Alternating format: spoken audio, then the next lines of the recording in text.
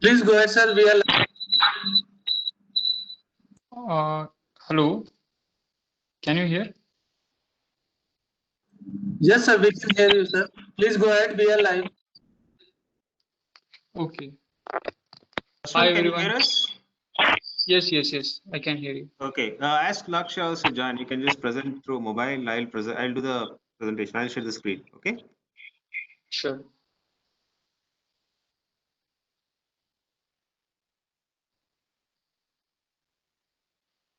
Let's wait for Lakshya to join, and then we can take it from there.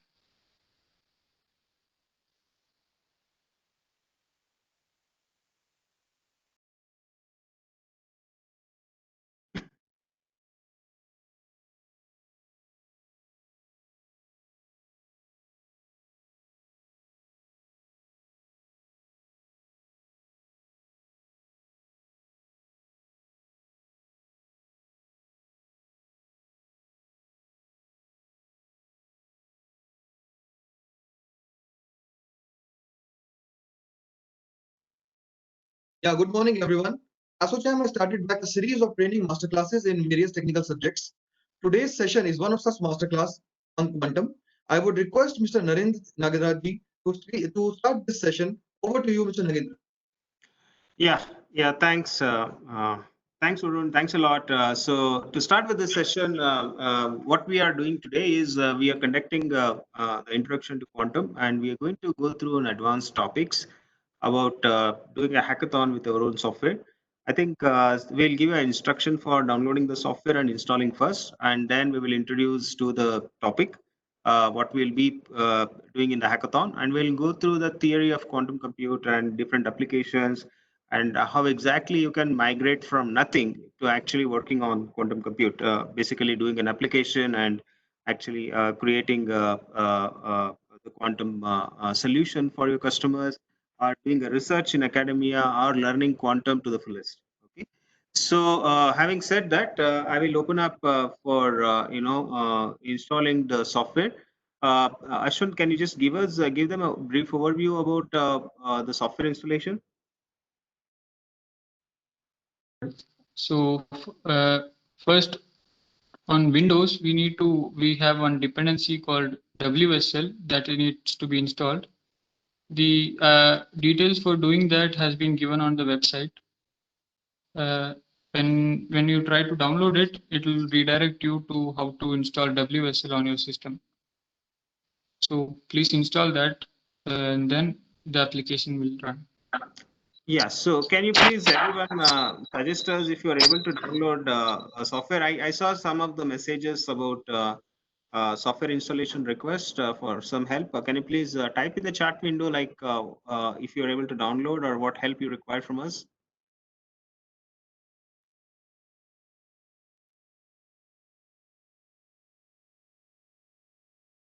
I have again put a request in the chat box. The participants who don't have the link to download can see the chat box for the link.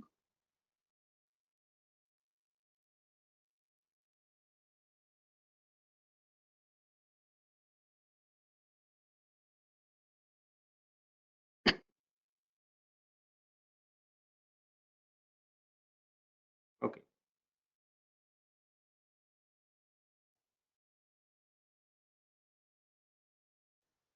Anu, can you show the next slide?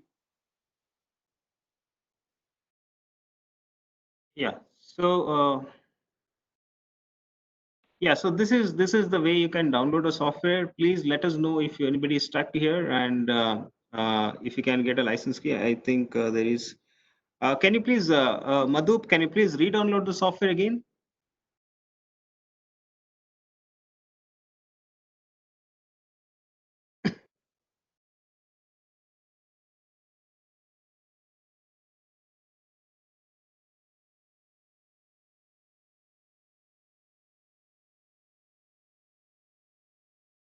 So Rohit, you have requested for 30-day license. That's the reason the license was not invoked.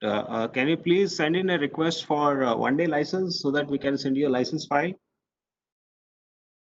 Yeah, but then first request you sent for 30 days, that's what registered actually. It don't, unless we remove your login, it doesn't come. Can you please do it from a different email?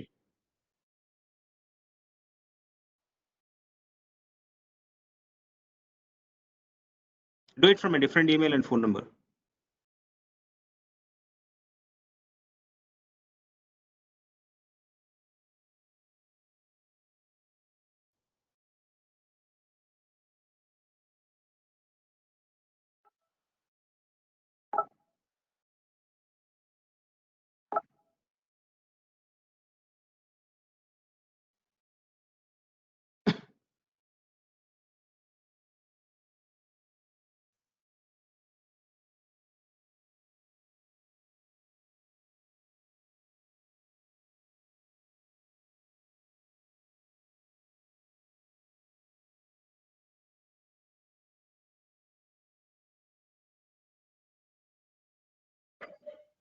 Hi, Nagendra.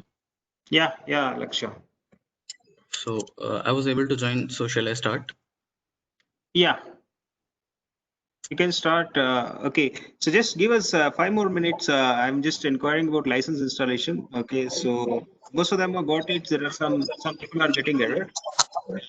Let's resolve this first. Okay. Okay.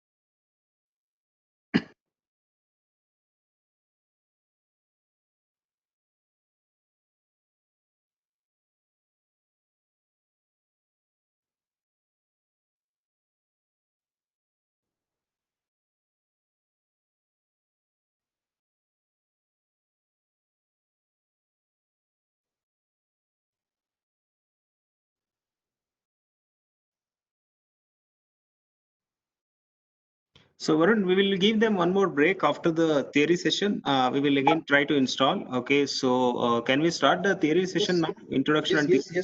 Yes, please. You can introduce the team and then they can take over. Okay, so hello everyone. I think most of you got installation correct. There were some errors, and we will revisit this after the theory session.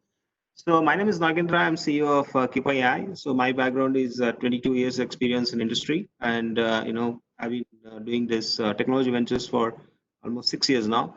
And my colleagues are Mr. Ashwant and Laksha. Ashwant, can you please introduce yourself? Hi everyone.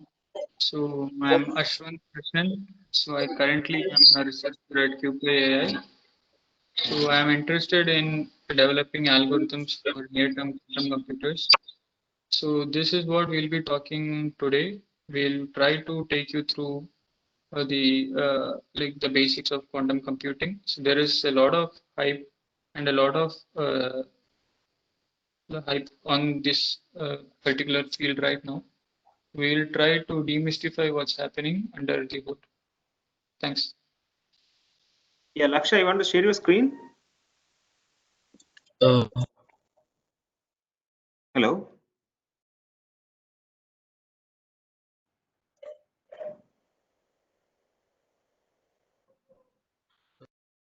Okay, let me share the screen and present it for you. Okay.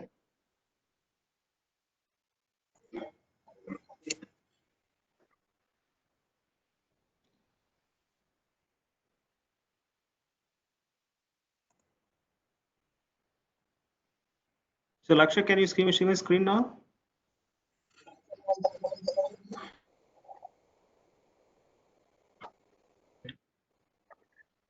Nagendra ji, you have the presentation rights.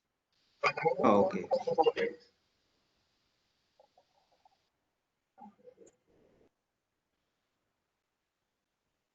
So can you see the presentation now? It is starting. Yes, discover quantum.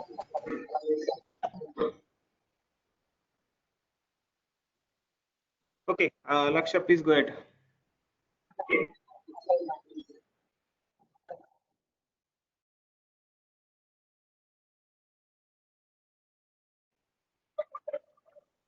Laksha? Lakshyaji, you're on mute.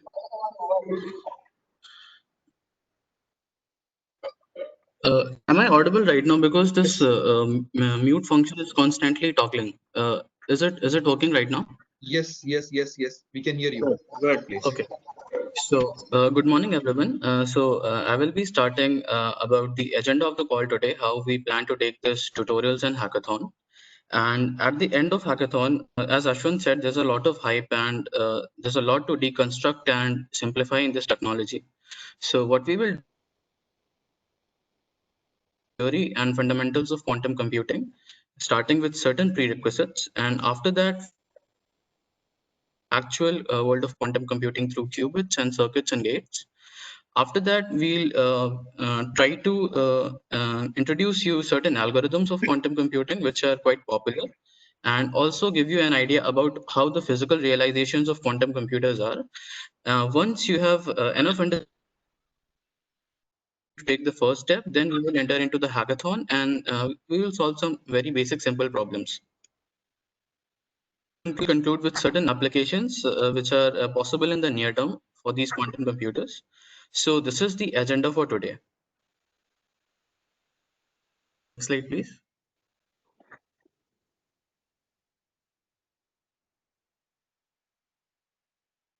Starting with what is the impact of quantum, which is soon to be evident on big tech. So if you see this graph on the right side, currently we are in the stages of developing the actual science and technology of quantum, and you would see quantum computing so pervasive in problems across machine learning and all drug discovery and simulations. So what we are trying to present a case today that quantum revolutionized modern science and tech, and as the technology matures enough, it is bound to uh, uh, disrupt all the businesses which are currently dependent on intensive computation or such kind of stuff. If on the left side, which is it's a distribution of business value of certain applications as compared to the timing in which. So on the left side, you see there are certain applications which might take longer to develop, but their uh, business value is very high. And I should say not only business value, but even for say pharma and drug discovery, we are in the times of COVID. So even it would be a real impact if we are able to design drugs as well as simpler with the assistance of quantum technology.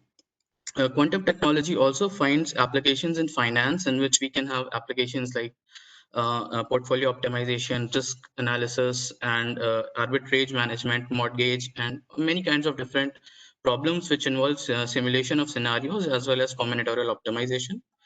On the right, you might see there is certain things about chemistry and molecule discovery and efficient AI processing, which is relatively more near term, which means to say that okay, we can have these technologies in the upcoming 1 to 2 years with tangible practical advantages, and then in the long term application and cross industry cybersecurity as pervasive as any other technology today. Next slide, Nagendra.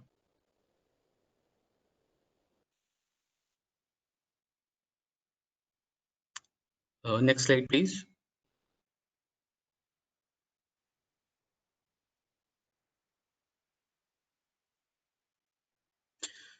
So until the next slide is being presented, what I want to take through you today is about the actual technical aspects of quantum computing before we get into the real stuff of quantum. So this is physical information processing as we know it, and then we might come to understand how quantum computers can work in principle and how the technology can be developed. So assume that everyone is connected to the system on a laptop. So these laptops work on billions of transistors, which are connected to form logical circuits which perform certain binary operations based on Boolean algebra. They can occupy the state space of either 0 or 1. That means to say that bits are two-level classical systems, And any kind of computation that can be modeled through bits is you have a bit stream, and then certain bits are flipped and certain bits are that actually corresponds to a computation. So the way I want to present all this is through a sense of physical systems, how systems. So computation, boiling down to its essence, is a manipulation of physical systems, and is an encoding in the states of a physical system. So a very simple example is that suppose you have a bulb which can occupy two states, which is either switched on. We can encode meaningful information in these states, and building upon the abstractions, we can have problem solving tools which are based on this very model of bits and sequential processing. Another thing which I want to emphasize is that only those logical operations can take place to physical interactions. So this is very important because the laws of physics, they admit computable functions. And again, Yes, please go ahead. okay, yeah. So correspondingly, we have the representation of information. Classical computing is a bit sequence, and we apply Boolean logic, and the logic system is basically implemented as circuits, which are, for example, a set of universal gates is the AND and NOT gate. And one very specific aspect of these classical systems is that these are inherently sequential. So the thing is that when you have a sequential information processing unit, you are limited by the rate at which you can compute the information. Another thing is about reversibility. So the aspects of reversibility. So if you could see, there's an AND gate which is represented in the image. Now you have two bits, 1 and 0, and the AND operation results into a 0. Now, if I say, can you go back, can you reverse this computation and identify which two bits resulted in a 0? So you cannot do that. If you want any kind of reversibility, you may need to have some kind of memory overheads. So one very specific aspect of classical computation is that it is not necessarily reversible. Another thing which is very important is that you can copy classical information very easily. So you can access the information in the physical states, and that will be deterministic, and you can record the bit sequence in memories, and then you can transmit it to other computational units. So the end statement is that classical computing is not necessarily reversible, and you can clone. Coming on to the next slide, there are certain limits to classical information processing. Some are engineering problems and some are really. Firstly, I'll consider the fundamental limits of computability. So those who are familiar with complexity classes and the theory of computation, they might understand, given a problem and the growth of the problem in number of steps in the computational resources which are needed to solve that, certain problems are easy to solve, which means that they have a polynomial scaling in terms of resources as the problem size increases. Some they are called hard problems. For example, the non-deterministic polynomial class, which is the NP class. Problems which are prevalent in industry are belong to the class of NP problems. And then since we are to discuss about quantum computing as well, so as BQ, which is the bounded error quantum polynomial, which we will pay special attention to in the coming of the slides. So the first idea is that since the model of computation on information processing is such that some problems are fundamentally incomputable, and that is about the computability of the problem. Problems computable. The scaling in terms of efficiency of the solving of those problems is say order of n or order of log n. So there are certain constraints in which become super polynomial to solve, which is to say they tend to have an exponential characteristic. So this is a fundamental limitation in the model of coming on to another engineering problem, which is say so as you all know, according to Moore's law, transistor scaling has a kind of roughly exponential rate in the previous years, and the only increase computational power of information processing elements was to pack up more and more transistors into the chip. Now, what happens when you're trying to pack more and more transistors into the chip? Your computational processing power is definitely increasing, but certain physical effects start to enter, uh, which actually computational elements. So suppose you have transistors which are reaching to the atomic scale. Now, what is happening? Quantum effects start to creep in. So you have effects like tunneling in which the states are mixing, and then therefore you cannot have deterministic 0 and 1 states, which was a fundamental assumption in classical computing. Along with that, what happens is that as in the transistors are shrinking, the power considerations are within the chip. A lot of heat is being generated. This can melt the chip. So again, the speed of computation has constantly been improved by miniaturization and packing more and more transistors, but it seems to be approaching its limits in the current day. Along with that, one of the problems is that for very intensive computations, we need very, very high degree of power consumptions. And very prevalent examples are the AI model training aspects, in which large data centers are employed to train machine learning and AI models, and then they consume huge amount of power, which is not really feasible if you want to scale up even further. So the end result is that we might want to search for newer aspects of computation, newer models of computation.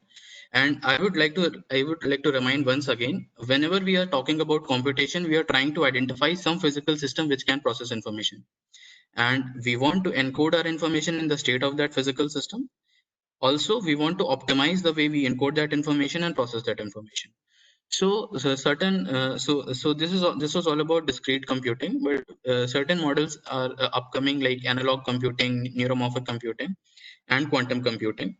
So we will look into how we can encode and manipulate information into quantum states, which we will cover further. That will be all about quantum computing. Next slide.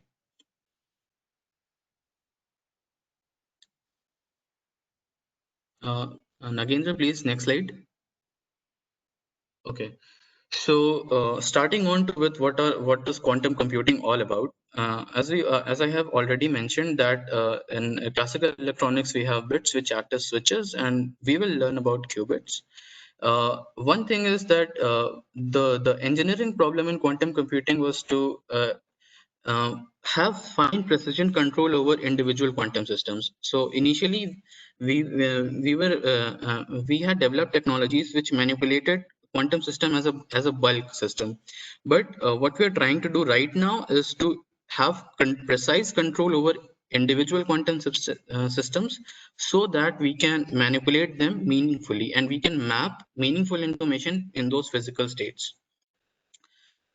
Next slide. So we will be starting with some certain fundamentals as of now. So the first prerequisites which we need to cover is the idea of complex numbers. I think everyone will be familiar, but still, what are complex numbers? So complex numbers are certain representations of numbers which can be expressed as vectors. So for example, we have a complex number which is represented as 3 plus 4i. It means that it has a real component of 3 units and an imaginary component of 4 units. One other aspect of complex numbers is that we can form the conjugates, in which it's actually a reflection about the real axis. And also, when we are multiplying a complex number to its conjugate, we are actually what we find is the magnitude of that complex number. So this is the first mathematical aspect which we need to understand. Second mathematical aspect which we need to understand is that when we normalize these complex numbers, these complex numbers correspond to unit vectors in the complex plane, and it can be represented as an exponential like e to the power I phi, which breaks down to cos of phi plus I sine phi. So in the diagram, you can see this number Z. It has the horizontal line and the imaginary component, which is the vertical line. So will understand, which we will remember, is that we can add and subtract complex numbers and multiply complex numbers. This will be very useful. The most important thing is to remember that they are represented as vectors. Next slide.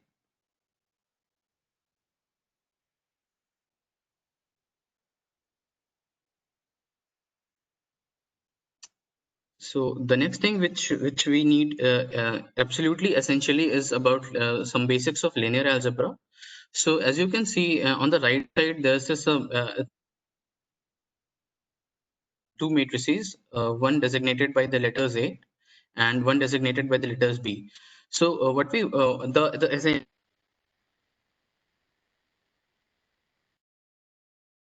certain mathematical structure, we can very easily manipulate them to perform some computations.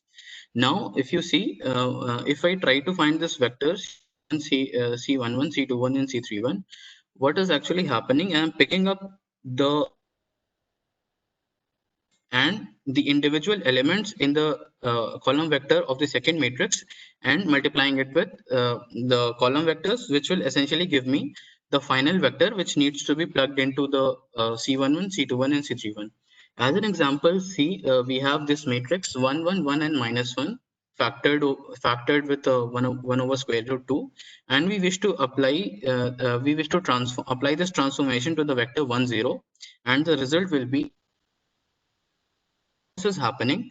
You take in this first one and multiply it to the first column vector, and you take the second in this 1, 0 vector and multiply it to the second column vector of that matrix, and finally you'll get this result as 1 over root 2 over the vector 1 and 1.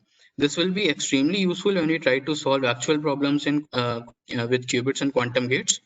So this is very important. The second thing which we want to cover is about the inner product or the dot product, as we usually say. So suppose we are trying to multiply these, take the dot product of these vectors 1, 0 and 0, 1. So what happens? So we do it as a pairwise multiplication. So it's 1 multiplied to 0 plus 0 multiplied to 1, which is equal to 0. And the third idea, which is important, is the idea of tensor products. So what happens in a tensor product is that you have these two different vectors, 1, 0 and 1, 0, and you take the from the right, you take up the first element and multiply it with the elements in the first vector, and similarly for 0. So 1 for 1, 1 for 0. So the resultant is 1, 0, 0, 0. So this is this knowledge of linear algebra will be very handy. Next slide. Nandra.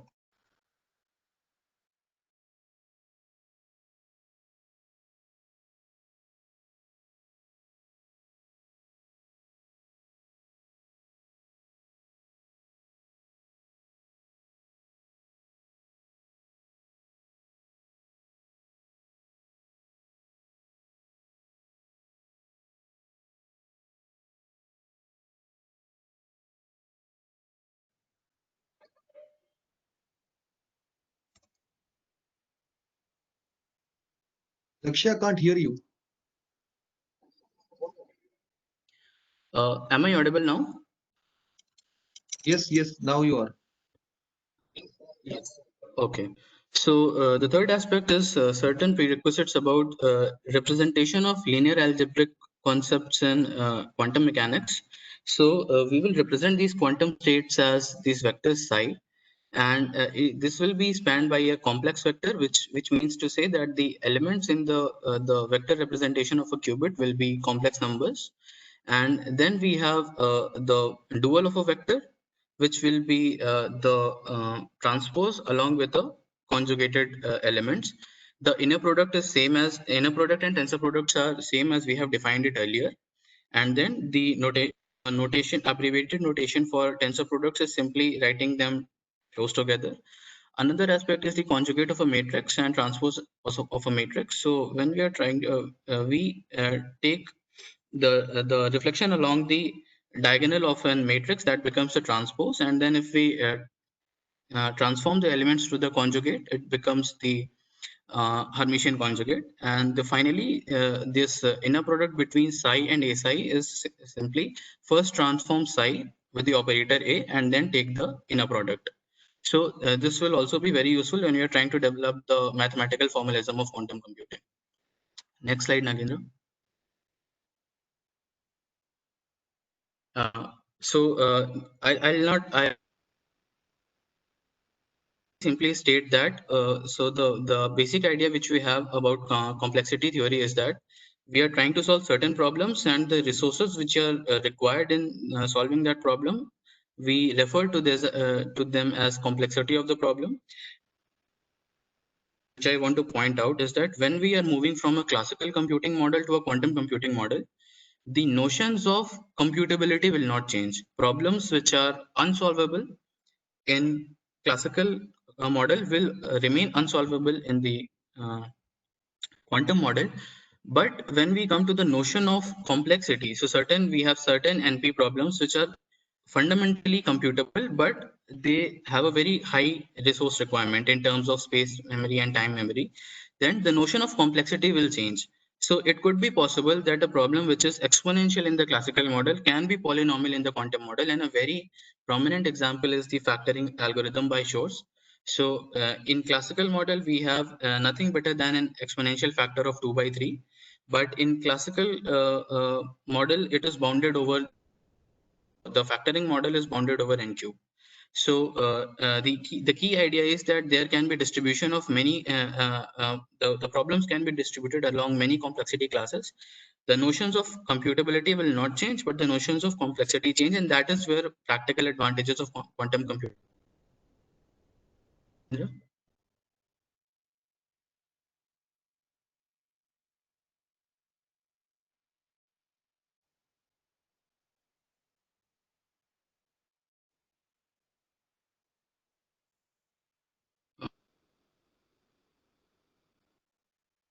Okay, so this is about a certain story about how physics has been.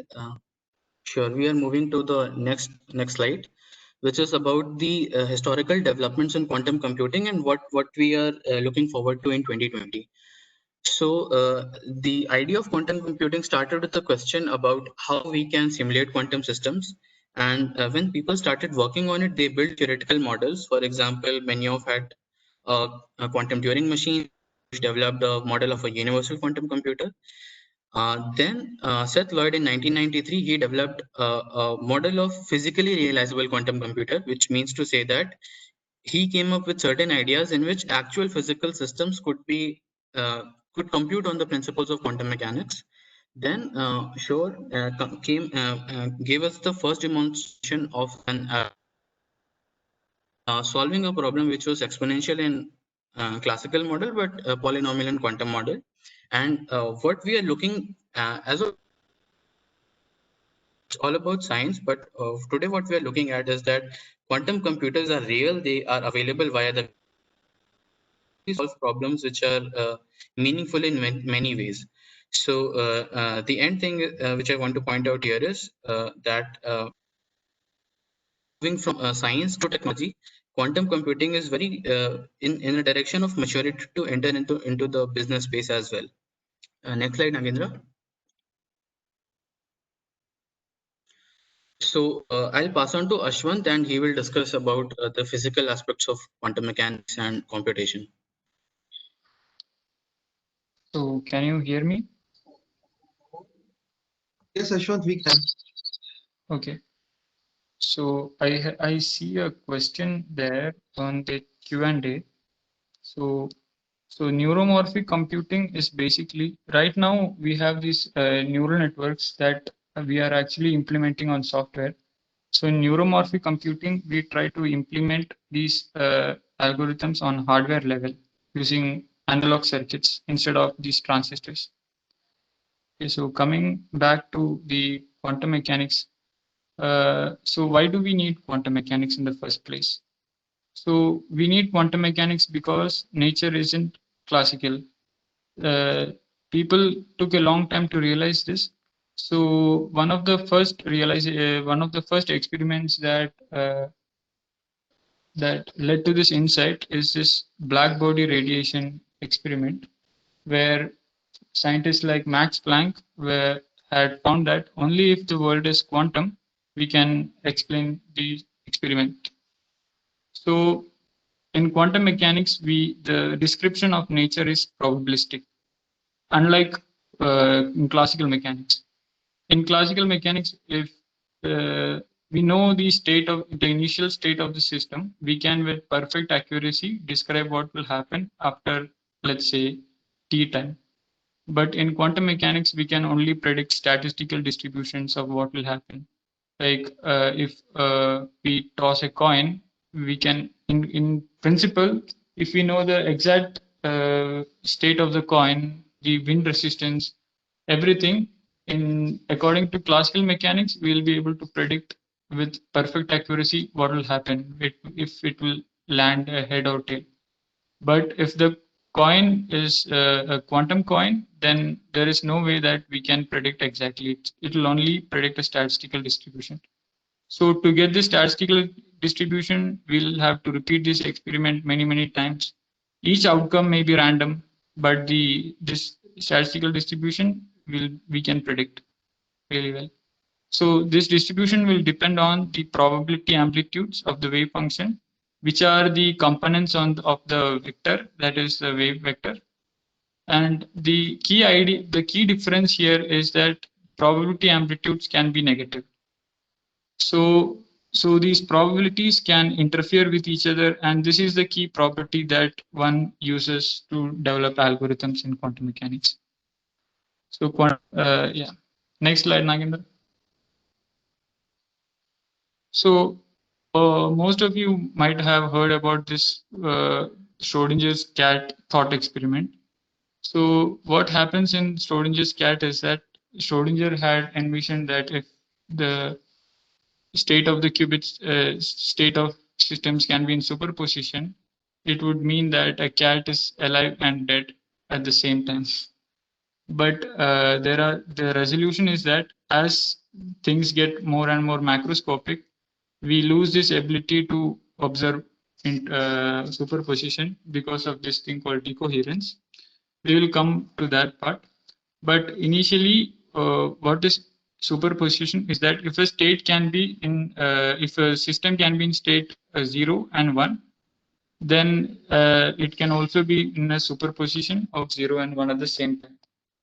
We also observe this interference and superposition in real life in classical systems.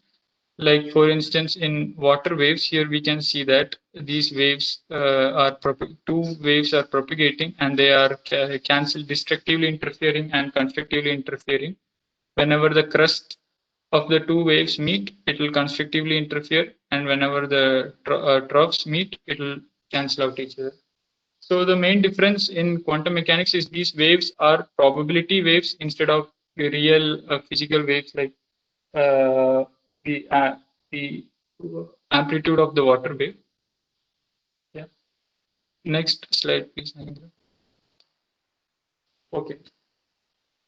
So here I am trying to explain quantum interference. So here on the first picture, we can see that there are certain balls that are falling, and it can either go to the left or to the right. And since this ball is a macroscopic system, it cannot be in a superposition, and it can only go through one of the paths at a time. But if we reduce the size of the ball and we consider a single photon and we pass it through a beam splitter, so what we can observe is that this photon simultaneously passes through both paths, to the left and right. And another thing we can observe is whenever these paths join together at some other point, we can observe constructive and destructive interference of their probabilities. Like whenever the difference in path length is a multiple of the wavelength, we can see constructive interference of the probability, and otherwise we'll see destructive interference. Next slide, please. Okay, so the problem here is how will we classically simulate the interference pattern that we observe when we actually do this experiment of sending a photon through a beam splitter. So suppose we have n layers of these beam splitters. In general, there will be 2n possible paths for the photon, because on each layer of the beam splitter, the photon can take 2 paths. Therefore, since these paths are independent, then there will be 2n possible paths that these photons take. Then to actually simulate it on a classical computer, we'll need to calculate the path length of all of these paths. So if for calculating this, one path, let's say it takes tc time, then to calculate all of the path lengths, it will take tc multiplied by 2 to the power n, which is exponential in n. But what if we actually decide to do this experiment of setting up an optical on an optical table? We set up some beam splitters, and then you have a photon source and you send photons through. And if it takes tq time for this photon to pass one layer, it will take on total for n layers tq multiplied by n. So that is a linear scaling. While to actually simulate this experiment, it has an exponential scaling with classical computers. So this is why it's hard to actually simulate nature on classical computers. So this is why Richard Feynman wanted to develop this field. It was his main insight that to actually simulate nature, we need a quantum computer. So next slide, please, Nagendra. Okay. Now we have this observation that to actually simulate nature, we need a quantum computer. But can we use this interference and superposition, these quantum properties for computation? So here we have this similar setup like the one before, where there is a photon source and there are multiple beam splitters, and there are some phase shifters. What phase shifters does is by manipulating these phase shifters, we can actually change the path length of the photon's path, and then we can control how these paths interfere with each other.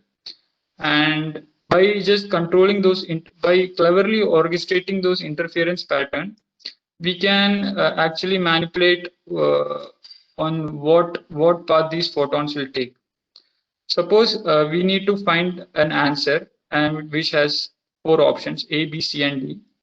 And it is to actually do it on a classical computer, it's really hard.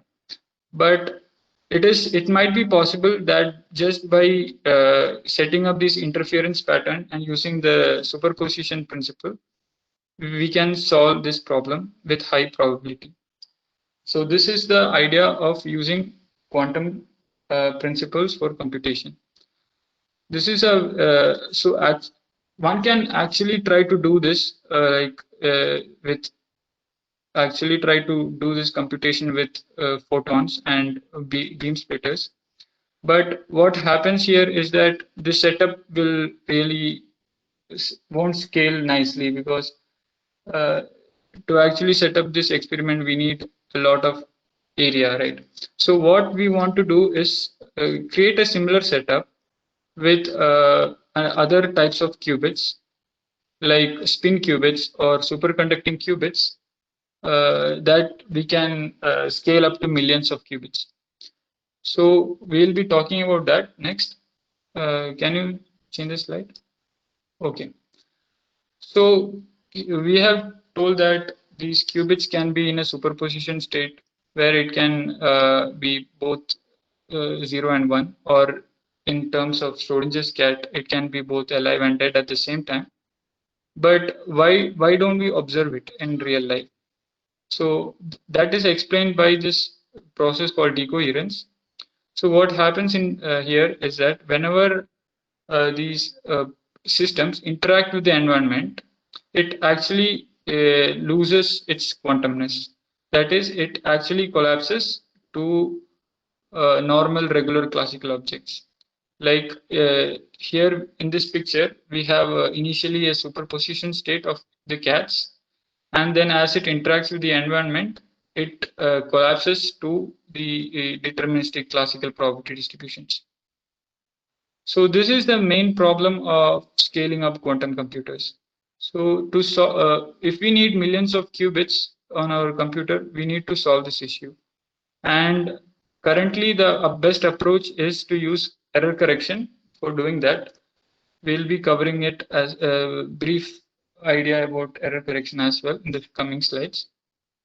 And what is this coherence time?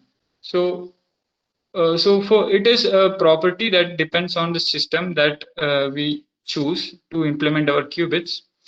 So it dictates how much these quantum states can live, how much time this quantum state can exhibit superposition and interference properties. So for typically the highest coherence time has been observed in ion traps quantum computers, which is something around 30 minutes or so. But typically on the best approaches of spin and superconducting qubits, the maximum coherence time is around milliseconds, which is already a lot because we can do a lot with it. Next slide, please, Mahendra. Okay, so after this, we'll move on to phase 2 of the presentation. Before that, I will take up any questions on whatever has been covered. I can take up questions, please.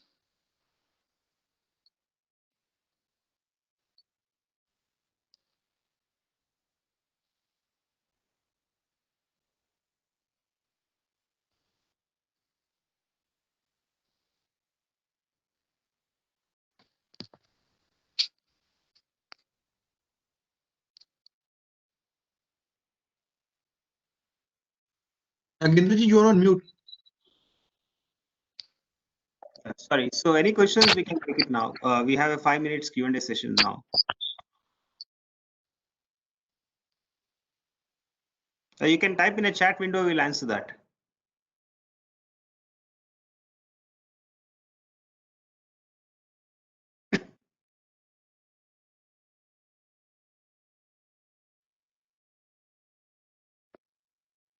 Also, can we unmute Rahul? I think he has some questions.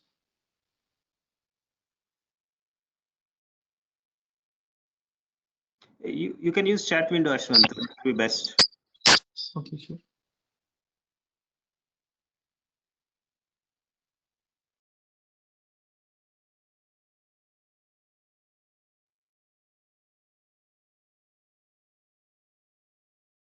I think if no questions, I think we can do. Okay, so it is there.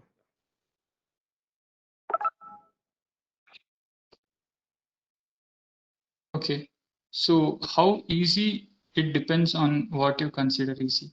So the on the physical implementation side, it is hard. It is really hard, and that is why it has been.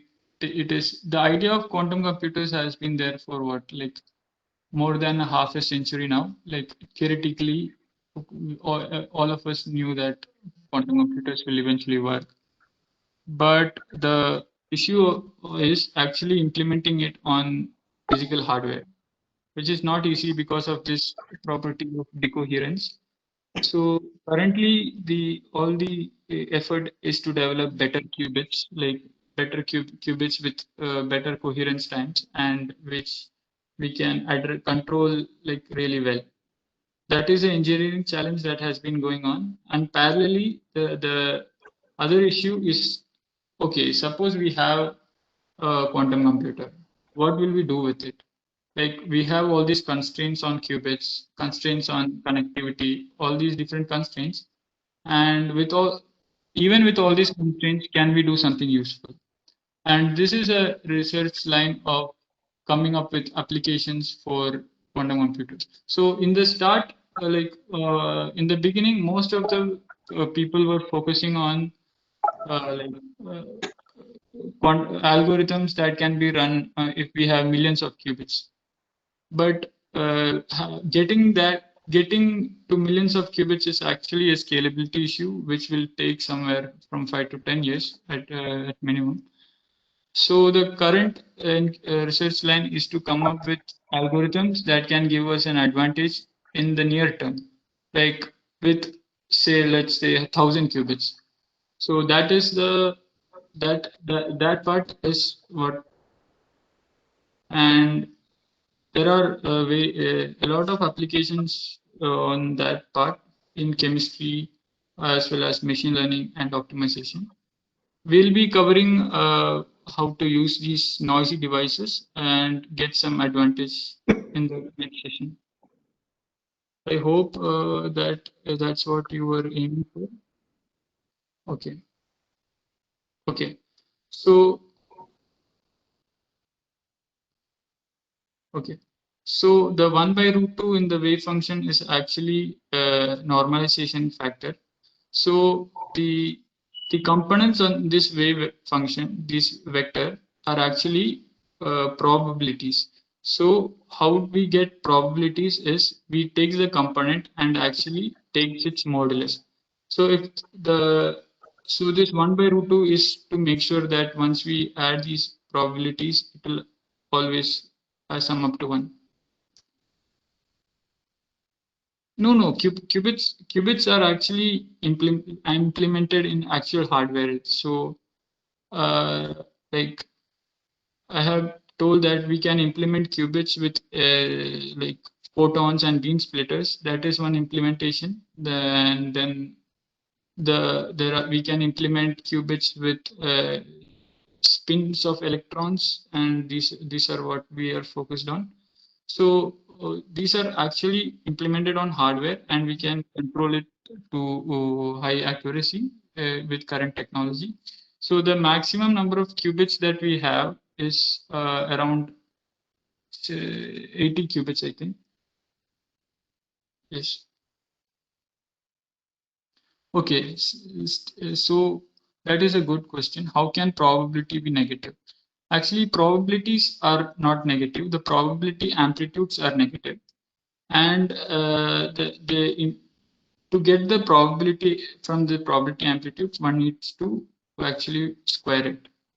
So probabilities are not negative, but probabilities amplitude are negative, and they can cancel out each other. That's how we can that's how we get these interference patterns. I hope that answers Joseph's question.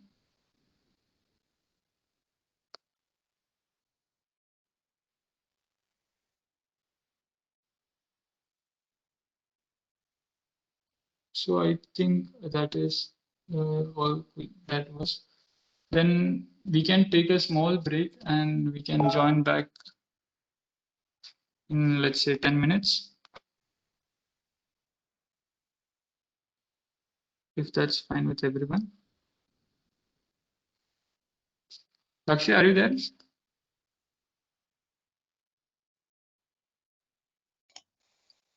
We have few questions in the chat box.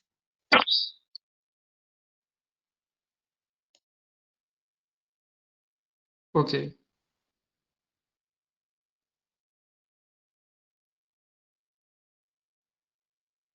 Okay. So we'll be going in depth on these applications on quantum computers for machine learning. But this is actually ongoing research. But it is really promising that even with noisy intermediate scale quantum computers, that is quantum computers with, let's say, 500 to 1,000 qubits, we can use it to gain advantage for machine learning applications. Like recently, it was demonstrated that quantum computers can better model language. This is a theoretical breakthrough that has happened recently. So the idea of machine learning is to come up with models that can represent correlations in data, right? In quantum computers, in quantum mechanics, there are more quantum computers will be more expressible than classical computers on this front. That's why people are trying to use quantum computers for modeling neural networks, which we'll be going into in the next section. Okay, so what are the advantages on IoT in using quantum computers? So a lot of applications in IoT are, if you, let's say, there are a lot of sensors, and we have a network of these sensors, and there will be a lot of optimization problems in that space. Like, how do we best arrange these sensors such that we can get the maximum covered area, or how these optimization problems can be solved more efficiently using quantum computer.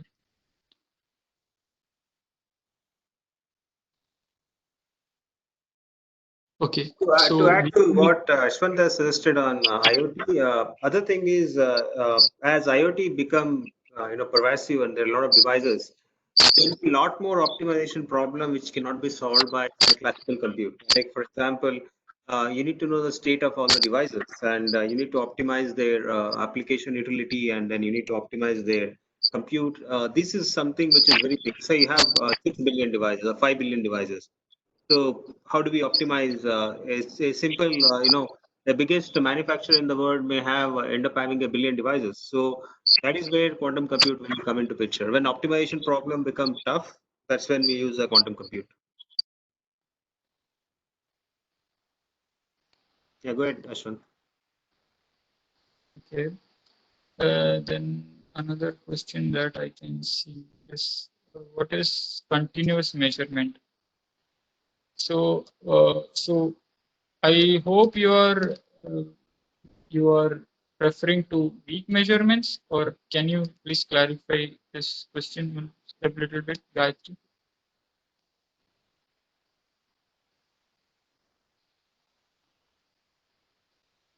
Okay, so I am assuming that you are asking about weak measurements. So so normally on qubits, when we do a measurement, it is called a destructive measurement. And what happens there is that the superposition is completely collapsed, and we get a random outcome. But in the case of weak measurements, what happens is this measurement only just slightly disturb the system. We won't get it won't completely collapse it to the basis stage. It will only weakly interact with the system, and it can only allow very low amount of information from the qubits using these weak measurements. And by repeatedly applying these weak measurements, we can obtain a lot of information. Yes.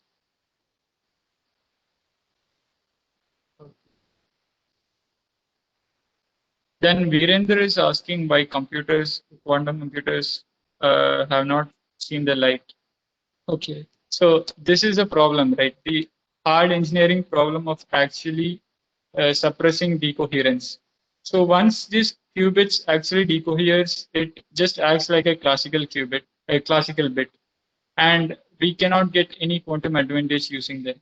So this is a major engineering challenge. Like, we have to actually cool down these qubits to sub-millikelvin temperatures, and these are actually, we are controlling single electrons and single photons. So this technology has just recently matured. Like around 1900s, we were not able to even, there were not technology to do all these things, but these technology are just matured around like 1980s,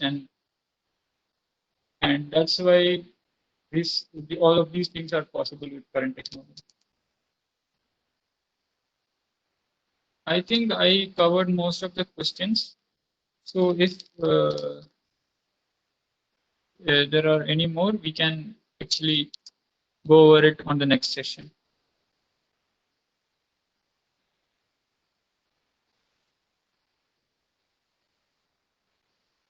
So Nagindra, should we take a 10 minutes break and then come back, or how should it work? Oh yeah, so we can ask Varun. Varun, should we take 5 minutes break and come back, or can we continue? Can we take break after phase 2? I think we should take a break after phase 2 only. It's only 12:48. Yeah, please. Then go ahead, Ashwant. We'll continue with phase 2.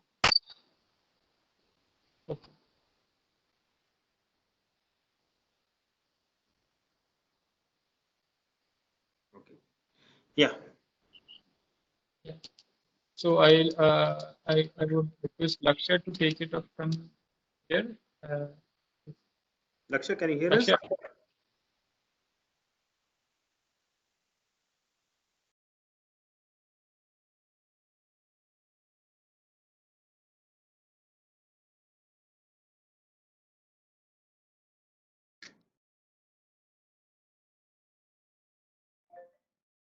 Laksha, can you hear us?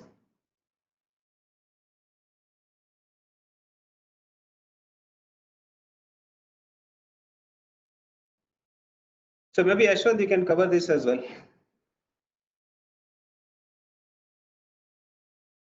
sure. So this is one of them. We have been talking about qubits and bits a lot. So what I want you to take away from this talk is that they are fundamentally different. How they store and manipulate information is completely different. Like in bits, we have this discrete, like switch-like information processing. In qubits, we have these. I want you to think them as knobs, which we can control. The control is actually continuous rather than discrete, and this actually gives us a lot more information storing capacity on a qubit, and we can do a lot more computation more efficiently using qubits. Okay, so the actual mathematics of qubits is that they are raised in Hilbert spaces. So this this might sound really technical, but the idea of Hilbert space is that it is just a vector. It is just a vector which has complex coefficients and which can be which has a unit norm, meaning since these wave functions actually represent probabilities, these probabilities should add up to 1. So that is the concept of qubits, and we can represent these qubits as in graphically on this log sphere. So I want you to think this sphere. Each point on this sphere will correspond to a particular state that this qubit can take, and the parameterization you can see it on the picture how it is done, and so all the points on the surface of the sphere, it will correspond to a pure state that this qubit can take, and all the points inside the sphere, like in the center, will correspond to mixtures of qubits. Like suppose it is a mixture of uh, classical mixture of states that qubits can take. And the main takeaway is that these probability amplitudes can be negative and they can show interference patterns. Next slide, please. So this is the question that was asked. So how can we are these qubits just logic, or are there physical systems that we can use to implement? So as here I am just listing out some of the physical systems that we can use to implement a qubit. Like in the first session, we saw that photon through a beam splitter simultaneously passes through both the paths together. So this is in effect a qubit, where the two different states are if the photon passes through the left path or the photon passes through the right path. So in general, this photon exists in a superposition of both the paths. Then there is spin qubits, where we can think of electrons actually as some particle that is spinning around an axis, which is not actually scientifically accurate, but it is a way of thinking how this spin comes to picture. And so if the electron is a charged particle, and since this electron is charged, and if it rotates, it will generate a magnetic moment, and this magnetic moment is actually a qubit.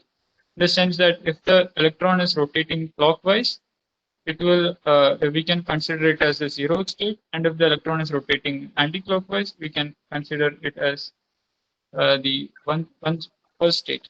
And in general, these spins can be in superpositions of different states. And same with the polarization of photons. So if the we know that photons are actually waves also. So, and the polarization of these waves forms a qubit. Like if the wave is actually oscillating in the horizontal direction, it corresponds to a state 1, and if it is oscillating in a vertical direction, it is corresponds to state 0. And this is one implementation. And then another is that of charge qubit. Suppose we have some quantum dot or a quantum wire of whatever material, and if it is charged, we can consider it as 0, and if it is uncharged, we can consider, sorry, why actually here. If it is uncharged, we can consider it as 0, and if it is charged, we can consider it as 1. So the labels doesn't matter. The only thing is that there should be two distinct states that we can assign to two distinct physical property of the system. Next slide, please. Okay. Now, whatever we have talked is what will happen when we have one qubit. So, in general, we need more qubits to do computation. So how does the mathematics look when we bring in more qubits? This is actually represented by this tensor product structure. So if we have two qubits and these two qubits are independent from each other, then how their their wave function is actually represented by a tensor product between these two wave vectors. And this tensor product acts just like multiplication, but on vectors. So it is actually distributive, and then we can distribute this tensor product, and then we can get the final wave function of these qubits. And yeah, so that is being worked out in the slide. And the state 0 tensor 0 and 0 tensor 1, 1 tensor 0, and 1 tensor 1. These become the new basis states of this composite 2-qubit system. And with the same logic, we can bring in more and more qubits, or the mathematics works out all the same. We use this tensor product to distribute out the probability distribution, and then we get the final state. Next slide, please. Okay. So this tensor product story is there. It is for independent if the qubits are independent. But the weird property in quantum mechanics is that qubits can be entangled with each other. Like the state of one qubit can determine the state of the other qubit. So in that case, these states are actually represented like superpositions of independent tensor product structure, like you can see here. So we have two, on the picture we can see two electron spins are actually entangled. That is, the spin of one electron is actually correlated with the spin of other electrons. So if we do a measurement on one of the electron, it will actually collapse the state, the joint state, and it would influence the other electron in real time. So one thing I want to clarify on quantum entanglement is we cannot use quantum entanglement to actually do communication. We cannot use quantum entanglement to send information faster than light. We can only, there is no signaling here which is happening due to measurement. It is just correlation. So in physical implementations of entanglement, we can see in quantum encryptions, schemes like quantum cryptography and all of these things, we use entanglement to create a correlation that one cannot make just using classical systems. So these are unique to quantum systems, and this is one of the things that bug most people, like Einstein, for instance.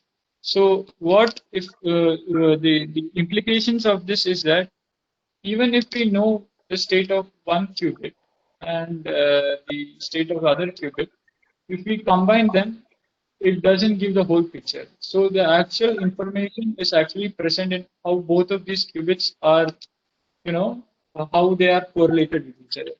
So that is where in quantum computers, that is where we store these extra information on this correlation between qubits, which we don't have access classically. So can you move on to the next slide, please? Okay. So here I'm showing a illustration of how entangled photons are actually generated using this nonlinear crystal. So what happens in this system is that you send out a laser beam, and this crystal will absorb this laser beam and emit two different beams.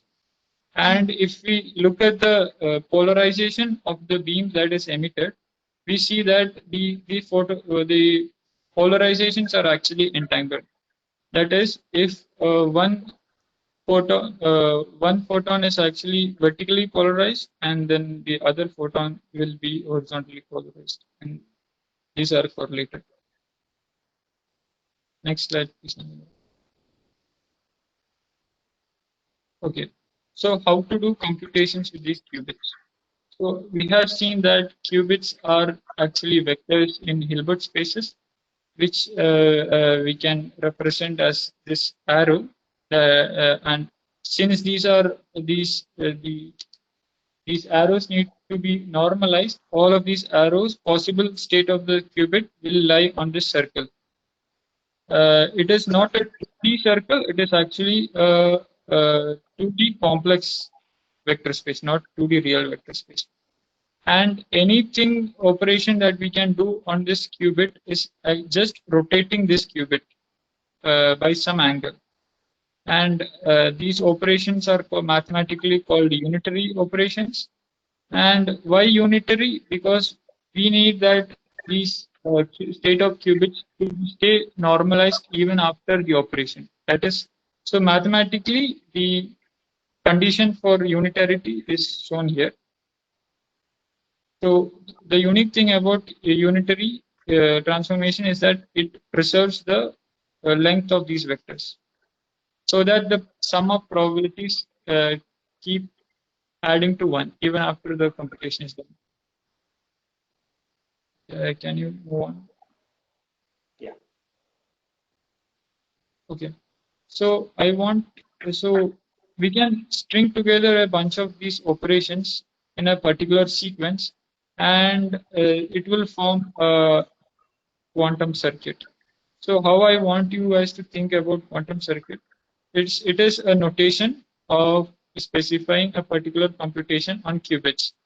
Just like sheet music, one can denote the sequence of these operations, and it will define the particular computation that we do. So it is possible that two different circuits will have the same action. So it is not one. This correspondence is not one-to-one, but this is a notation that we use for showing how this computation is happening. So in a quantum circuit, there will be some qubits at the beginning, and then there will be some quantum gates that we do on these qubits in some particular order. And at the end of this computation, we need to measure the state of the qubit and get the probability distribution from this computation.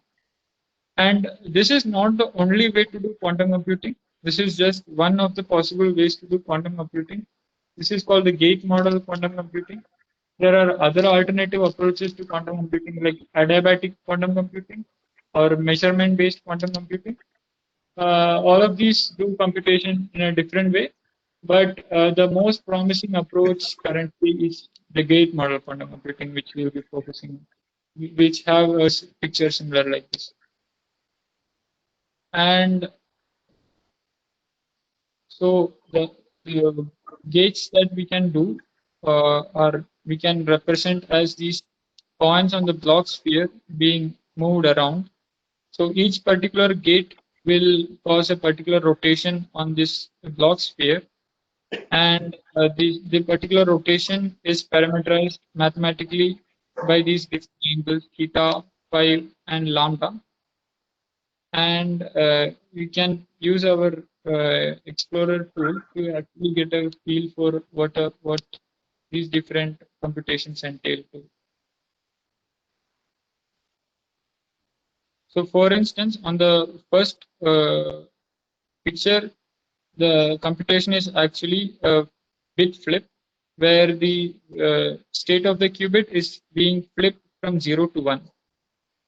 And on the second block sphere, it is a phase flip where the state are being flipped in a different direction. So we can rotate these states along any arbitrary axis on the block sphere, and each of these will correspond to a different gate.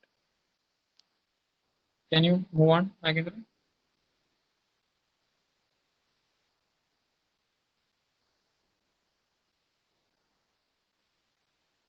Okay. So the different gates here are poly X gate, poly Y gate, and poly Z gate. And from linear algebra, we know that any operation that we can do on a vector, we express them as a matrix. And for the matrix representation of X, we have given there Y and Z. And how it acts on the zeroth state, the X gate acts on zeroth state is that it flips the state from 0 to 1, and vice versa. Like it flips the state from 1 to 0. And if we do this flipping twice, we get back to where we started. That's why X square will equal to identity.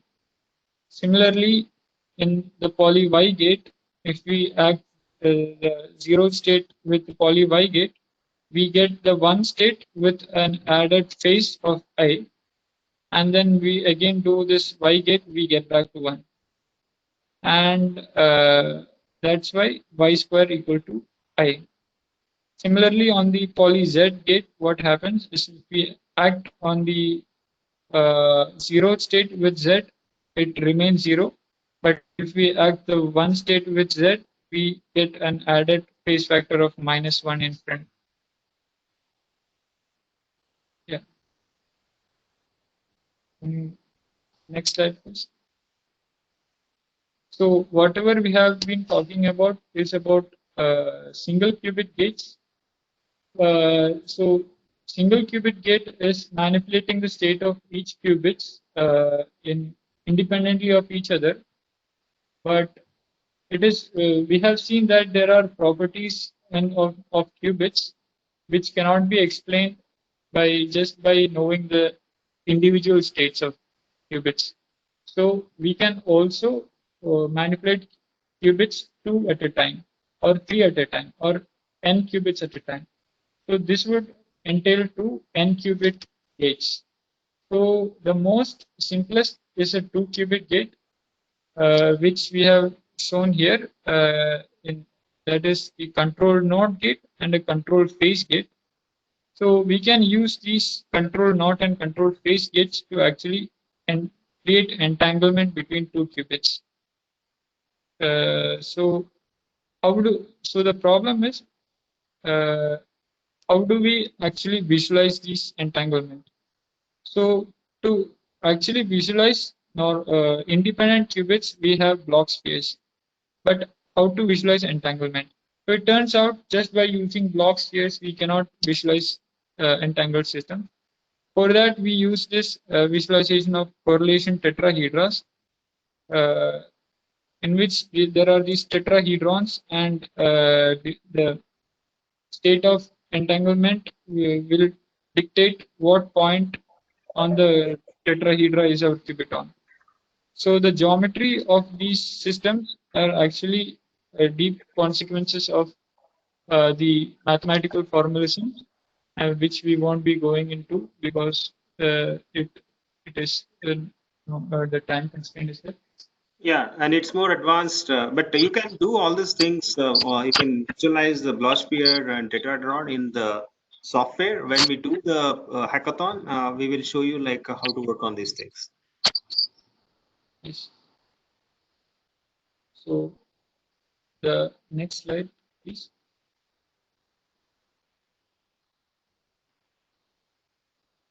Okay. So even the quantum gates that we talk about, we can classify them as Clifford gates and non-Clifford gates. So these gates called we have this gate called the Hadamard gate, which is one of the most important gate if you ask me. What we use Hadamard gate is to actually produce superpositions. Like here we can see if we pass the zeroth state to the Hadamard, it actually produces a superposition of 0 and 1. And this is kind of like a randomization of the qubit, right? But the unique thing of this quantum mechanics is that if we once again apply this Hadamard state, it goes back to the initial state of 0. So we use Hadamard gate to actually produce randomness, and then we use the same Hadamard gate to actually use interference to cancel out this randomness and get back to a real deterministic answer. So this is the weird thing about probabilities in quantum mechanics, that is they can interfere. And if in the phase gate, what we can use is to actually attach a phase in front of states. Like if we start with a 0 state and we apply a phase gate, it does nothing. But if we actually act it on a 1 state, it will attach a phase of I. That is a complex number. Then the other gate here is the C0 gate, which is the second most important gate, which we can use to create entanglement. So C0 gate is kind of like classical XOR gate. Like suppose there are two qubits in this picture, and the top qubit is called the control qubit and the bottom qubit is called the target qubit. And what this C0 does is if the control qubit is 0, it leaves the target qubit as it is. But if the control qubit is 1, it actually flips the target qubit. So suppose we, instead of sending 0 to the control qubit, we send a superposition state. Then what that will do is that when the state of the qubit is 0, it will flip the second qubit, and it will leave the qubit as it is. If the state of the qubit is 1, it will flip, and that will create entanglement. Next slide, please.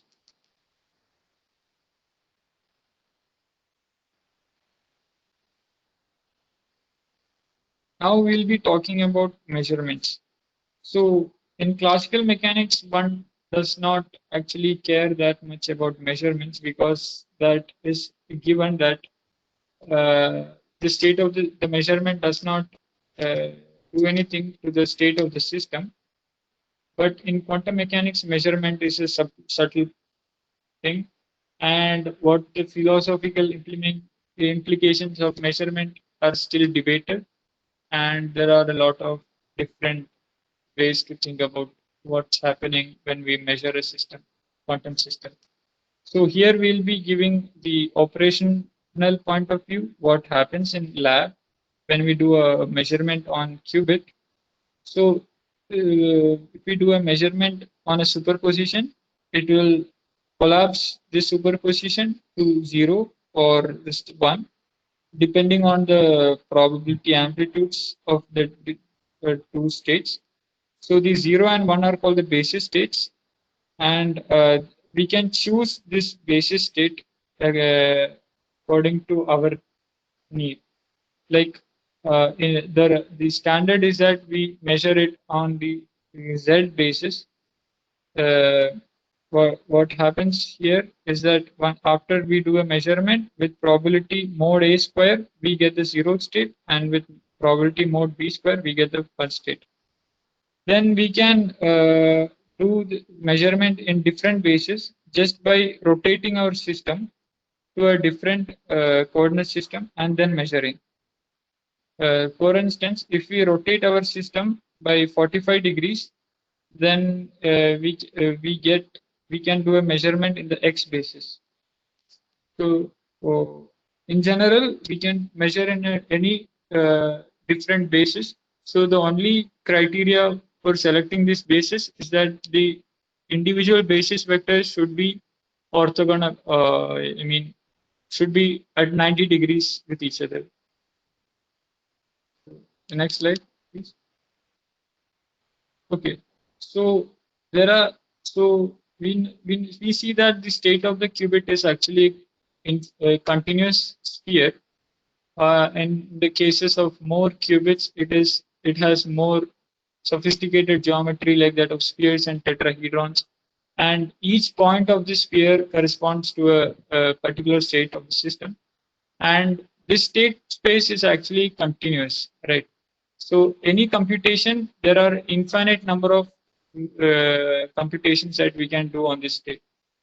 So it would seem that it is really hard to actually do a general computation, but it turns out that just by a limited finite number of gates, we can actually combine them in sequences to create any arbitrary computation.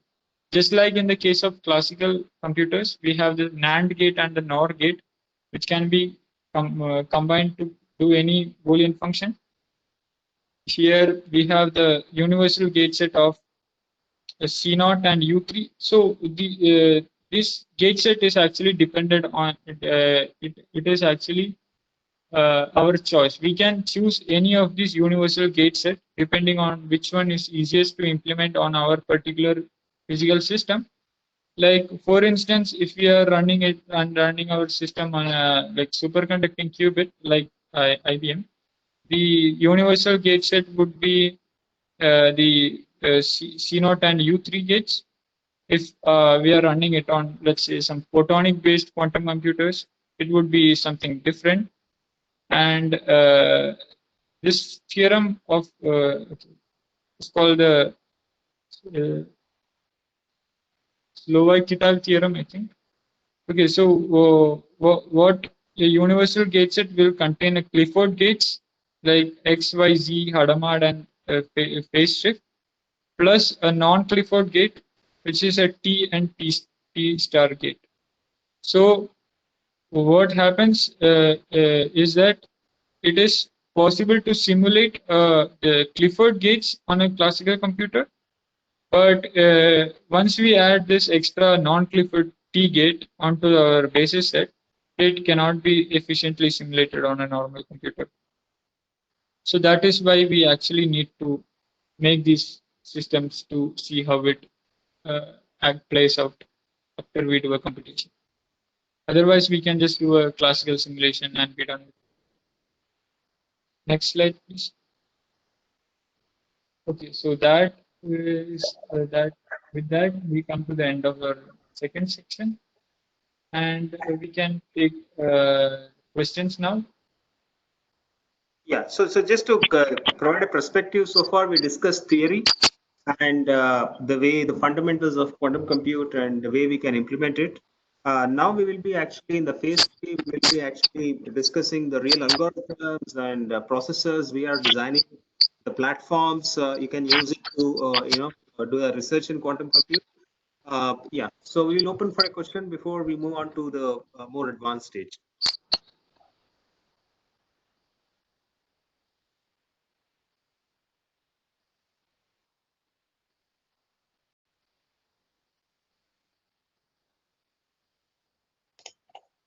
We have few questions in the chat box.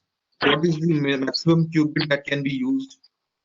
Or where is the use case for different methods? path, spin, polarization, and charges. Where is it? I cannot see it. It's won by Mr. Rahul Anand at 1:11 p.m. It's in the chat box. What is the Okay. maximum qubit that can be used? Okay, sure. Yeah, now I can see. Okay, so we have this question. Why is it called a qubit? So it is called a qubit because it's a acronym for quantum bit. And then he asks, okay, so I think I have already answered this. What is the maximum qubit that can be used? So basically, the maximum qubit depends on type of technology we use. More than maximum qubit, we need to worry about the quality of qubits. Like for example, the decoherence time, right? So if the quality of qubits, we can put almost like 10 million qubits on a chip, but then you can't measure all those qubits efficiently without any noise. So that's the key. It's not about maximum qubit; it's about the quality of qubit. We describe something called as a qubit volume. Okay, so that is what is more important. That is somewhat like number of qubits into their decoherence time and how good they are. Right? It's a quality that matters here than the quantity. Quantity is like you can put unlimited qubit, but you can't measure them. Neither we can say that it will be error free. Yes, please go ahead. So one of the major applications of this this technology would definitely be machine learning and artificial intelligence. That's so these two fields we think are actually complementary to each other. That is, quantum computing will have a lot to offer to machine learning and AI. At the same time, machine learning and AI also has a lot to offer to quantum computing. That's why we are focusing on this intersection point between these two fields. So how it will actually benefit AI is still a research interest, but the main idea of machine quantum computing is that we have access to information processing that we cannot do in classical. So we have access to models that are that cannot be simulated on classical computer. So if our data set is actually we can model our data set better using quantum computers. So for certain data sets like physical data sets, like for drug design or those data sets which might have quantum correlations in between them, we definitely will get advantage using quantum models. And also there are a lot of evidence that like the language processing, the language is actually has some correlations that can be better modeled using quantum computers. And we are finding out more and more data sets which can be helped with quantum enhanced machine learning. Then Yeah, and to put another thing in perspective, for example, how AI can be used for quantum computer. It's not easy to handle quantum computer because what you're seeing is like in a small space, you have a compute power equivalent to 10 supercomputers, right? So if you want to operate a supercomputer, you do require a lot of people to operate it, right, to fullest. So similarly, it's not easy to operate quantum compute from one person or two people, right? So that is where AI comes into picture. So AI can control quantum compute much better than a manual one. Say, for example, either we can put 20 operators to control the quantum compute, or you can put AI to operate the quantum compute. So it is more likely, and we can envision that AI will operate quantum computer better than the people, than the human. But then human will control entire AI plus quantum computers. So that's where AI can help in, making quantum computer a reality.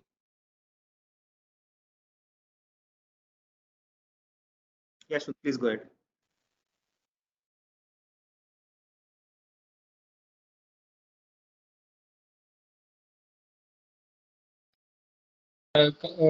next sessions, I think we'll be slightly giving an idea about the algorithms. So one of the first algorithms to be implemented is this Shor's algorithm, which was designed in 1980s, I think. So this algorithm, what this algorithm does is that given a really huge number, it can actually find the prime factors of this number. So this with usual classical computers, we cannot do this efficiently. So we have seen the complexity classes and all. So this particular problem falls in the non-polynomial time class, which for a classical computer, it will take around like as the size of the number increases, the time it takes on classical computers will be like trillions of years. But on a quantum computer, we can do this very efficiently.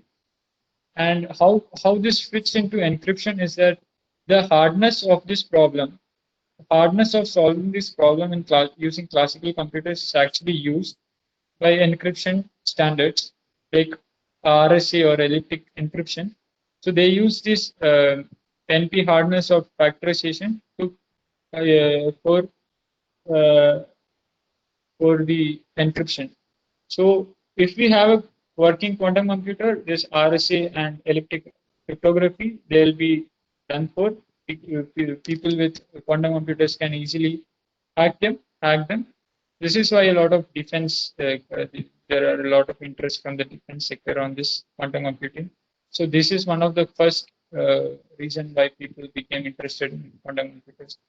But then, so how will we encrypt once we have this quantum computers? We need some post-quantum cryptography, which does not rely on this NP hardness of factorization, and that is where quantum encryption comes. We'll be talking about briefly about one particular algorithm for doing this, and also there are other non-quantum approaches also, like lattice-based cryptography, which is still classical only, but the mathematics they use, they make sure that even with a quantum computer, one won't be able to do decryption efficiently.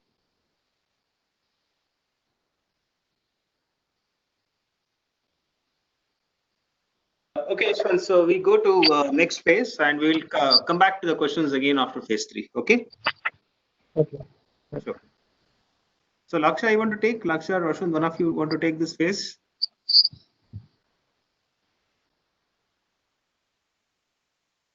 Continue. I had lost the call, therefore couldn't take it. Should I start? Yeah, please start it. Yes. So correspondingly start phase 3, in which we will discuss some basic quantum circuits, which would be we will create certain circuits which can solve certain problems, very simple problems. So firstly, and those who are familiar with classical electronics and digital logic, they might very well understand. So what does a half adder do? It takes in 2 bits of numbers, say 0, 0, 0, 1, 1, 0, or 1, 1, and then computes the sum of these 2 bits. So for example, you have now what we are trying to do, we are trying to develop a quantum model, mechanical model of this adder. If you see on the at the table on the right, there is these 2 bits, which are 2 classical bits, A and B, which take the state space of 0, 0, 0, 1, 1, 0, and 1, 1, and correspondingly the sum and carry operations can be applied. This is pretty much evident why sum is 1 in the these 2 cases, 1, 0, and 0, 1. And see what happens in one case in 1 and 1. So when you add 1 and 1, the answer is 1, 0, right? So it's a decimal 1 plus decimal 1 is 2, which translates to binary as 1 plus 1 is 1, 0, which computes to 2 in the decimal system. So the carry bit is 1 and the sum bit is 0. Now what happens, how we are developing this logic of adder in a quantum system, this is essentially demonstrated by a quantum half adder. As you can see that on the right side, there's a control NOT gate, which is to say that if the on the right side, if the bit A is 1, then the bit B will be inverted. If the bit A is 0, the bit B will not be inverted. So that is about the control NOT gate. And on the left side, we have something which is which seems to be a bigger gate. It is actually a controlled NOT gate. So what a control, we call it CCX in short. So what a CCX gate does, if both control bits A and B are set, then the result will be inverted. So any kind of whenever we say it's a CX, CCX or CCCX, it just means that however many number of controls we had, after that the operation will be an inverter operation. So you can it's pretty well evident. Let's say take a case of 1 0, then what happens? Now we are encoding these classical bits into the states, the quantum states of bits A and B. Then the state would be 1, the quantum 1 and the quantum 0, and there would be no effect on the 0th qubit because both the controls are not set. Hello? Yeah, please go ahead, Laksha. Nagendra, I think your screen is not visible. A minute. No, it is. I can It see is. the presentation. Actually, I can't see that. Quantum half adder, quantum full adder. Ashwant, can you see that? No. Ashwant, please continue. It's a gray screen that I can see. Let me reshare. Just a minute.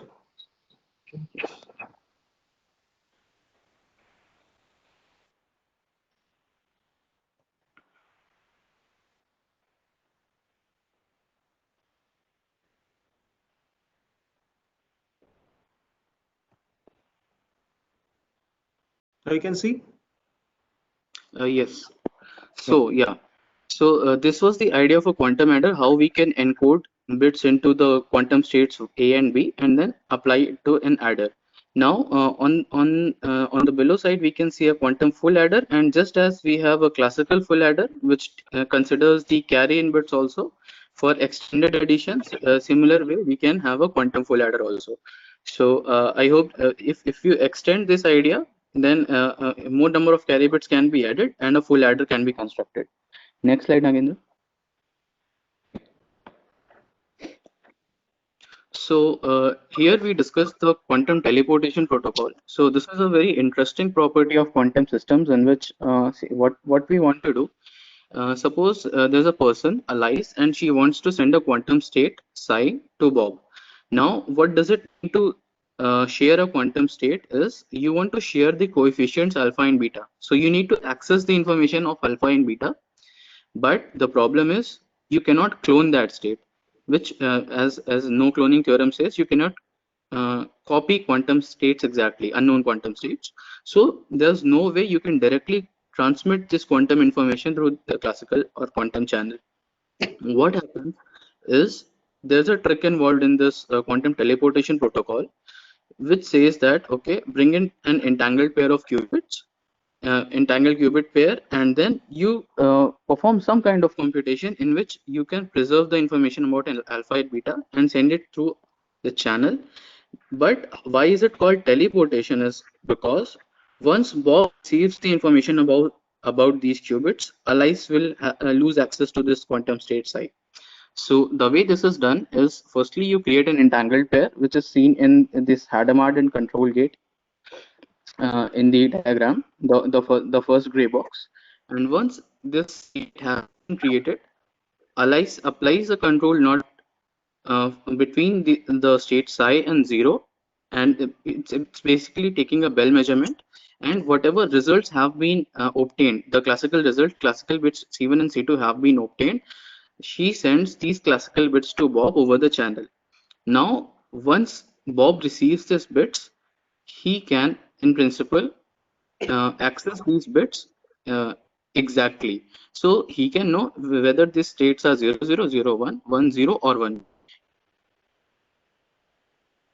bits. He will apply certain operations to his own qubit, which is in the state 0. The state is 0, 0. The classical bits 0, 0 are received. No operation needs to be done. But if the state 0, the classical bits 0, C1 is 1, C1 is 0, and C2 is 1, then he has to apply an inverter gate to his own qubit, and that state would be converted to 1. Now, the effect of this reconstruction is that because of this entanglement pair, the original state of psi can be reconstructed. So the result will be Alice will lose access to the state psi, but Bob will gain access to quantum state, quantum information, or quantum state psi. So this was about quantum teleportation, in which we send one qubit using two classical bits. Next, we will see superdense coding, which is in a way, in a sense, reverse of what quantum teleportation does. So again, the next slide, please. So in the objective in superdense coding is to send two classical bits using one qubit. That is why it is called superdense, because you are densely packing one single qubit with information about two classical bits. And again, the idea here is to use an entangled qubit pair. And suppose you want to say you wish to send the messages as say 1-0.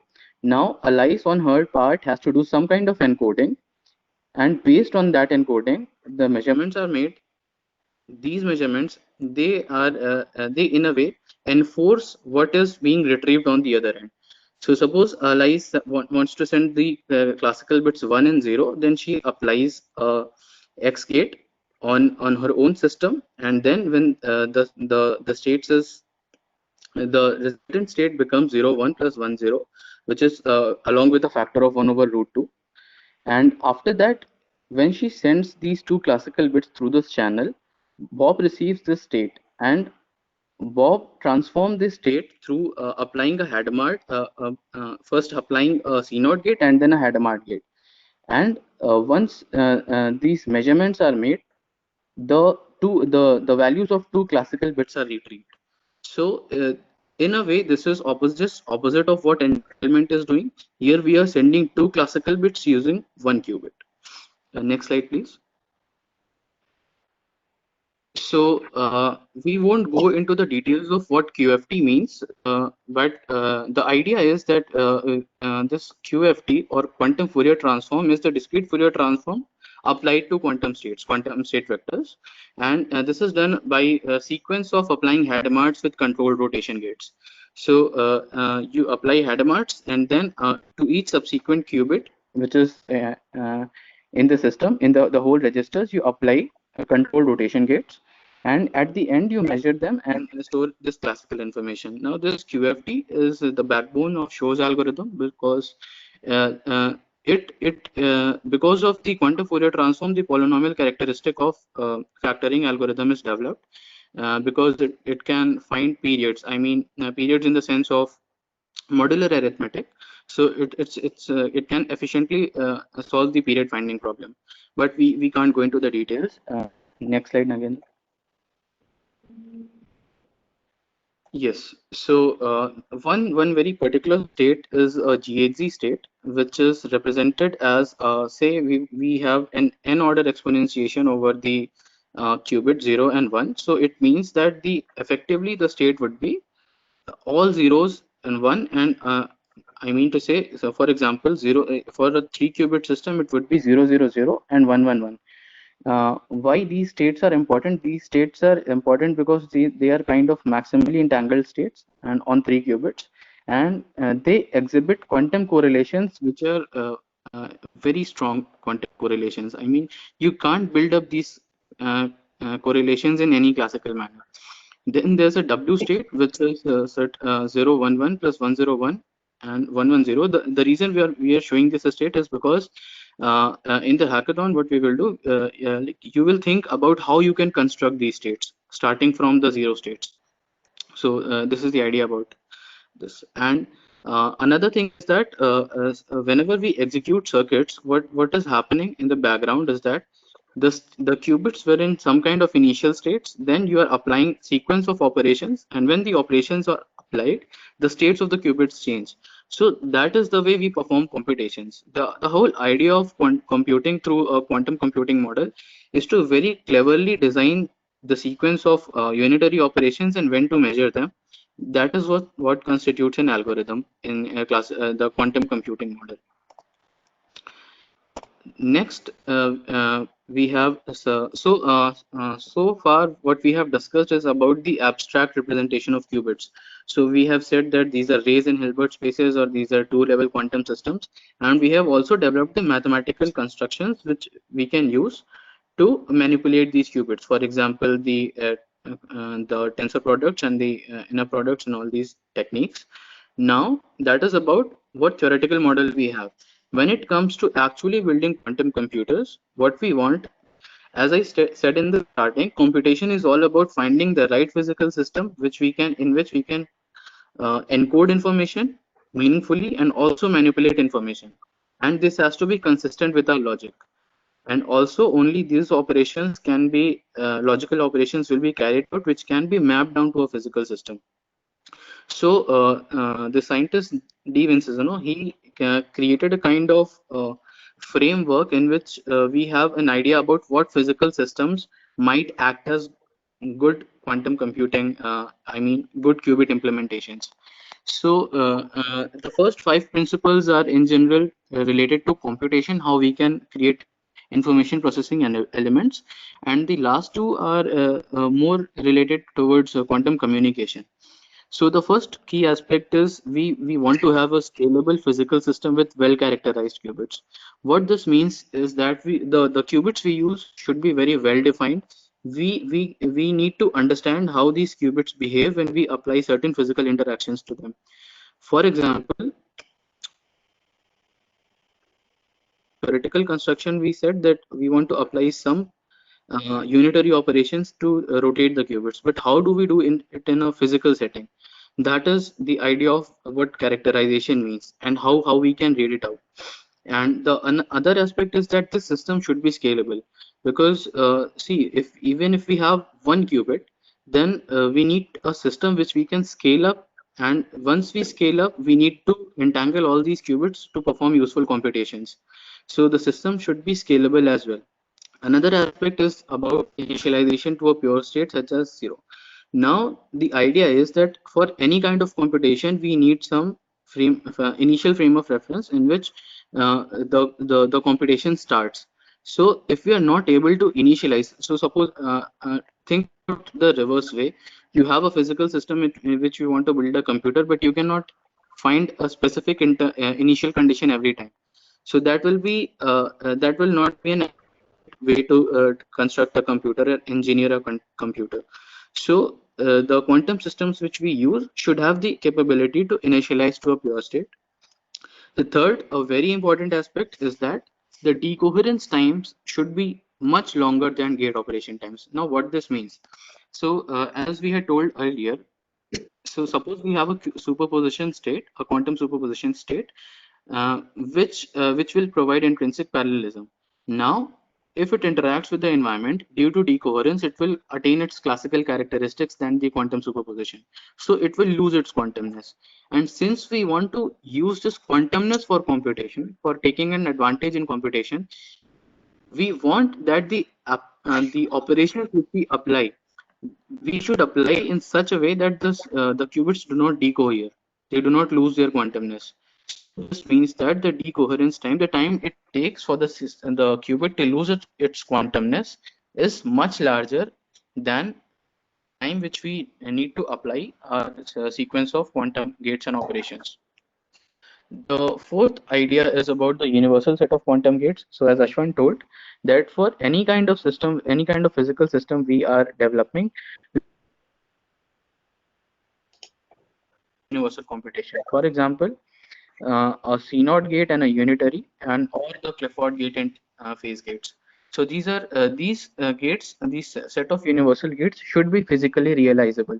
Only then we can perform we can say that we can perform universal computation on it. The fifth part is about the readout. So suppose computations, but at the end, what we need is we need to measure each qubit and see in which state does it collapse. So say you create a superposition state on n qubits, and it attains a state space of 2 to the power of n representations. But in the end, it will after readout you will receive only n bits. Now we need to be able to access these n bits. That is all about the readout. So the physical system should have a readout capability as well. The sixth point is about the interconversion of stationary and flying qubits. So stationary qubit means that it is being operated in a circuit, and flying qubit means that it is in transmission between different locations. So you need an ability where suppose you are receiving a qubit 1, then you need to convert it into another state representation which can be used for computation. The seventh idea is about faithful transmission, which the quantum states should be secure and not disturbed or not measured. So this was about the de-Vincenzo criteria, and then implementations of qubit. So Nagendra, next slide, please. Yes. Ashwin told that we have superconducting qubits, trapped and silicon quantum dots and all these things. So what happens is that we're trying to identify the right physical system which suits our problem. And if you see, what is in consideration is the decoherence times, the number of qubits that can be entangled, and also the gate fidelities. That means that how accurate is this the gates which are the rotation gates which are being applied, how accurately they are changing the state of qubit. So what happens in superconducting qubits is that we have loops of superconductors, and they behave as artificial atoms, which means to say that they can occupy multiple states and we can form superposition over these states.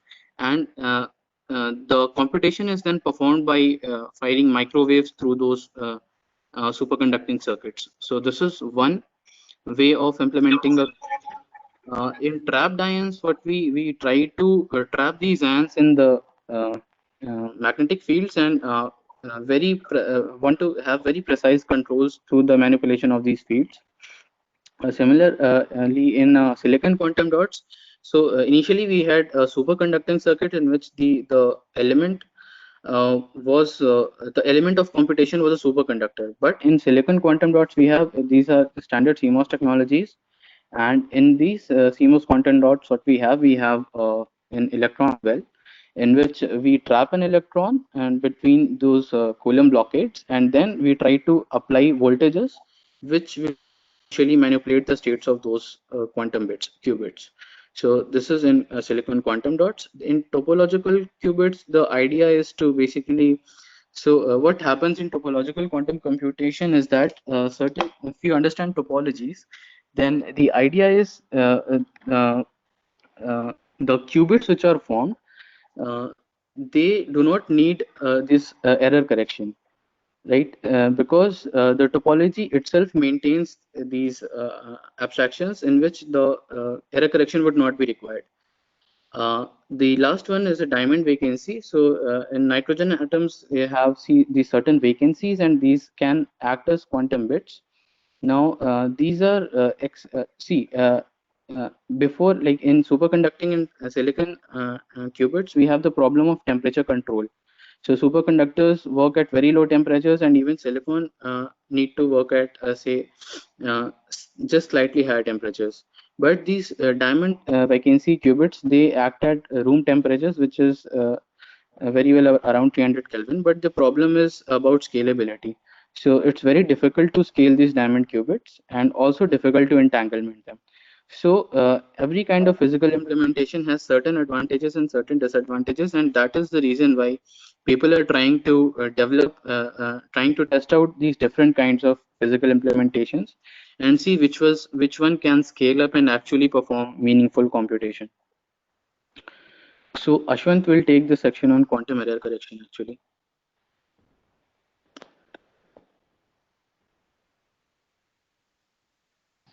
Hello. Yes. So, one of the main issues on scaling up quantum computers is that this issue of decoherence. So what decoherence entails is we have a qubit, we do nothing on the qubit, but when this qubit interacts with the environment, there will be random errors that happens on this qubit, and then we lose the quantum superposition on these qubits. So quantum error correction or quantum error correcting codes are some specialized algorithms that you can use to protect these qubits from decoherence. So the main idea of error correction in general, this error correction is also necessary for classical computers also. So suppose we have some bits, there might be some voltage fluctuations, and this bit gets flipped. So to protect this bit from being flipped, one usually encodes this, make backup of these bits. Like we store the information in one bit, and we spread it out onto 5 bits, or let's say n bits, and then we use the combined information on all of these bits to decide which was the one we started out with. So this will greatly reduce the chance of the data getting corrupted. So this is the main idea on quantum error correction also. But the main issue with quantum qubits is that one cannot just make copies of qubits and then keep them, like in the classical case. So because of the no cloning theorem, which is one of the most basic theorems in quantum mechanics. And so what happens in quantum error correcting codes is that we have some logical qubits which we want to protect from error. So we spread out the information in logical qubit into, let's say, 10 physical qubits, which are noisy, which may get corrupted because of decoherence, and in the entanglement between these physical qubits. And then once we have these physical qubits, we can do some measurement, collective measurement on these physical qubits. And then from this information, we can deduce which error has happened to our system and then go back and correct this error. So which is shown in this, illustrated on this cartoon picture here. So we have to protect one qubit, and then we have stored information in the entangled state of these 3 qubits. Then the environment actually does something and flips one of the qubits. But then by doing some collective measurement, we can see that the third qubit was flipped, and then we can revert that flip, and we'll get the original state of the qubit.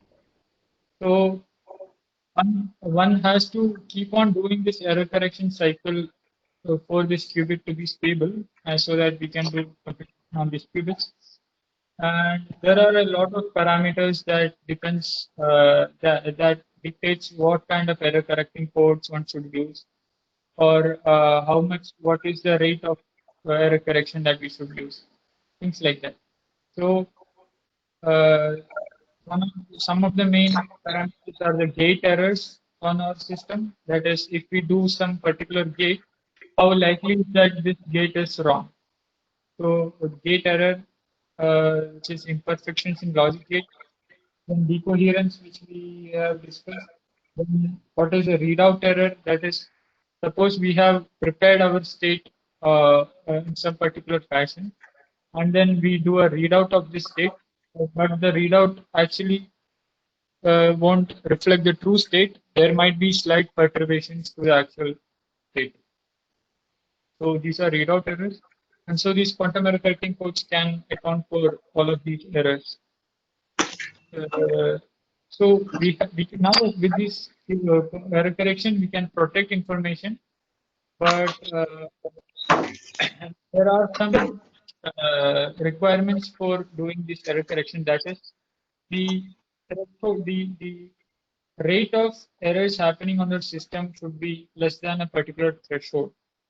So only then we can use these algorithms to do error correction. So in current processors, like a superconducting processor and spin-based processor, we have these threshold of more than 99% gate fidelities. So what that entails is that for quantum error correcting codes to be successful, one needs to store a logical qubit onto, like, 1,000 physical qubits. This is one of the main roadblocks on scaling these quantum computers, that is coming up with better quantum recurring codes and better hardware that can support these recurring codes. So, but the current generation quantum hardware we have, it won't be fully quantum error corrected hardware, because we know that for actually storing one qubit, logical qubit, if we require thousands of qubits, then that is not we don't have that many qubits at our disposal right now. So currently we are in the noisy intermediate scale quantum computing era. So if we compare this to the classical processors, this is like how classical computing was back in the days of mainframe quantum classical computers, uh, or let's say these ENIAC machines and all those really huge machines. We are at that stage in quantum computing. So we can also make use of this NIST processes, which we will have access to in the next 2 to 5 years, which are already being deployed on the cloud and all. So we can already use these to get real advantages on some specific applications, and that is what we'll be focusing on next. So at QpiAI, what we are trying to do is we are trying to come up with a spin qubit that is based on CMOS fabrication, semiconductor fabrication, and we are trying to obtain as bigger quantum volume as possible and reduce this noise. So our aim is to actually come up with at least a 50 qubit machine in next 1 or 2 years, and next 1 year at least to have maybe 5-10 qubit machine in India, so that where some of the scientific experiments and research and small scale commercial usage can be enabled. So that's our aim with this with respect to the quantum process. So here I am going through some more details on quantum error correcting codes. So in the general scheme, as I discussed on the quantum error correcting codes, is that we actually encode our logical information on multiple noisy physical qubits, and then even if these physical qubits gets decohered due to interaction with the environment, uh, there is some combined measurement that we can do on our physical qubits that we can use to actually correct the error that has happened. So, and then once we correct this error, then we can decode the physical qubits and then obtain our logical qubit at the end. And this cycle of encoding, interaction, error correction, and decoding, one needs to do in a repeated cyclic fashion, depending on the error rate of our uh, physical system that we are implementing. So, how to come up with better error correcting codes? We need a knowledge about how our system is interacting with the environment. What are the different coherence times? What are the noise models of the physical system? And based on that, we can come up with better correcting codes. So, some of the standard in the industry is so one of the first simplest error correcting code is the 9-qubit error correcting code, where we use 9 qubit to store one logical qubit. So using this error correcting code, one can correct a bit flip and a phase flip. And then it was improved upon to 5-qubit repetition stabilizer code. So a stabilizer code is a particular family of error correcting codes where I have told that one needs to do some combined measurement on these physical qubits in order to identify the error that had happened. Right? So the stabilizer is a set of observables that we need to measure in order to get the information about error. So the stabilizer codes is the superset, and then the CSS codes are a subset of the stabilizer code. So what CSS codes are is we can, so there is a theory of classical error correcting codes in classical computers, right? So we are on our laptops also, on any classical computing device, there are these error correcting codes that are programmed in logical level. So we can take two such classical error correcting codes and then combine them to obtain a quantum error correcting code, CSS code. And there are other more recent advances like quantum block codes, quantum convolutional codes. So this last section is mostly used for quantum cryptographic setting. So another, so here we have on the right side we see a picture.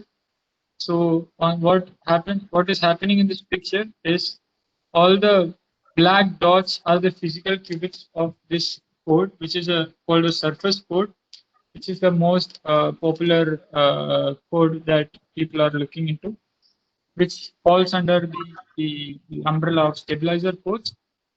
And then the, these white qubits that you see at the center of these squares is basically called a syndrome qubit. Uh, what it what we use the syndrome qubit to indirectly measure the error information that has happened on the physical qubits. So we do not directly measure the physical qubits because if we measure the physical qubits, it will collapse the state because of quantum mechanics. But we come up with clever ways such that we slightly we entangle the state of the syndrome qubits with the state of the physical qubits in such a way that even if we measure the syndrome qubits, it only gives access to the error information, not the actual information that is stored on the qubits. So this is the basic idea of quantum error correcting codes. I think we can move forward on to the next slide. Lakshya, I would request you to take it up. So coming up with the implications of Shor's algorithm, we are not discussing the algorithm because it is quite complex, but as already told, it has the potential. So once you have a scalable fault-tolerant quantum computer, it can break these cryptographic codes very easily. I mean, easily in the sense of complexity theory in polynomial time. And even if we see the scaling factor, on the right, you see a quantum processor would take around 1 million steps to break the 248-bit encryption. Then the effective time would be 10 seconds on this scaling, as compared to 317 billion years by a classical computer. So that is the kind of scaling we achieve with a fault-tolerant quantum computer. And the ideas on which these the encryption problems are based on the NP hardness, but the period finding approach in which the quantum Fourier transform can really break down this problem into polynomial efficiencies. And the idea is also that Shor's algorithm is not completely quantum. It has some pre-processing part and post-processing part. And the idea is to reduce this factorization to an order finding problem. Now the implications are what can be at risk. So all kinds of encryption used in web security, such as TLS, SSL, and like secure layers, these are at a potential risk once you have a fully scalable fault-tolerant quantum computer. Next slide, please.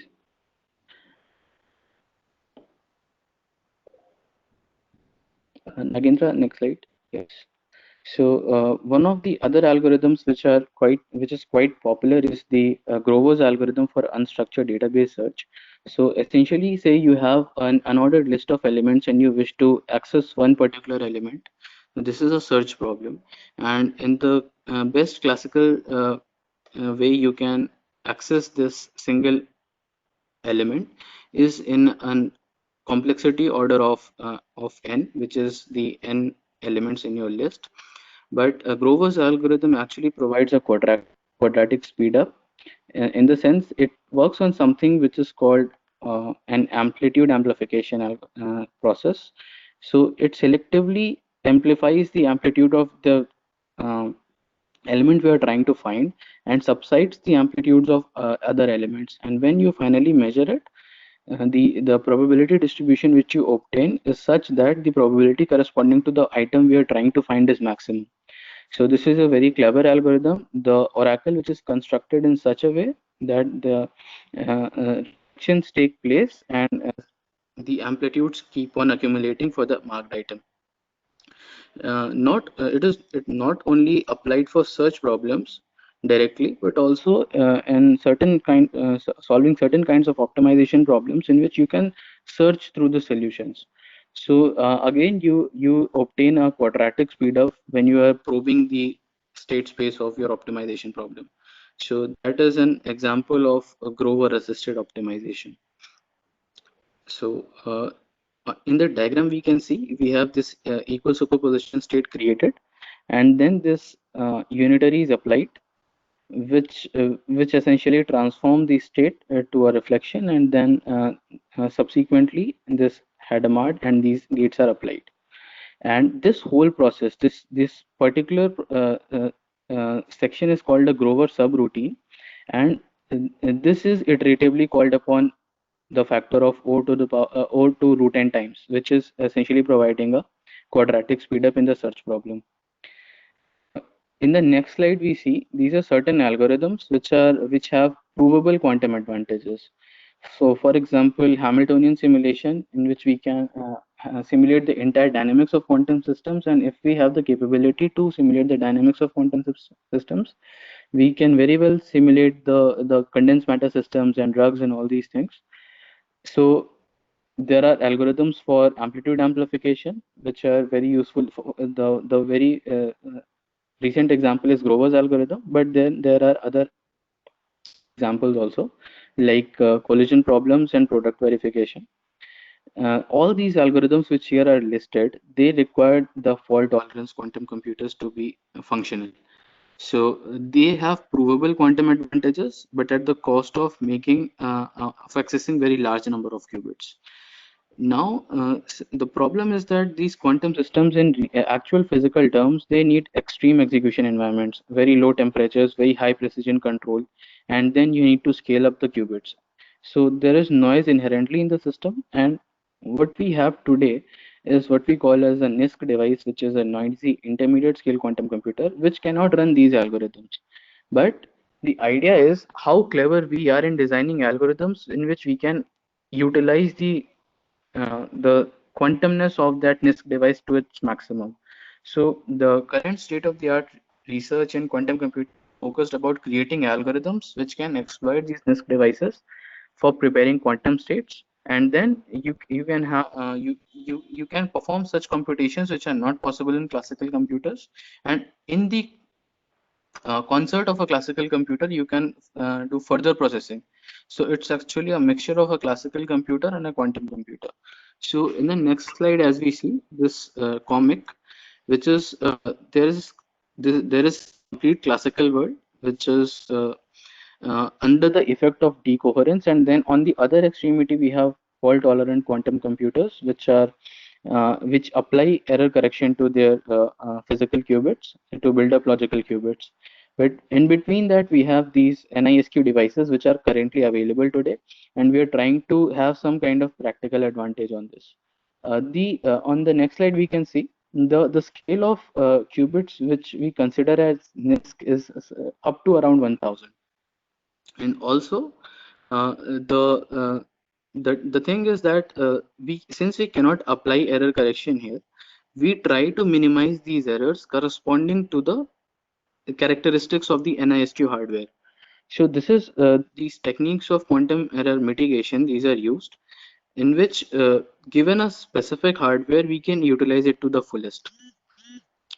These NISQ devices have limited qubit connectivity, and once you have limited qubit connectivity, the number of qubits you can entangle, it becomes a limitation, and error correction cannot be realized.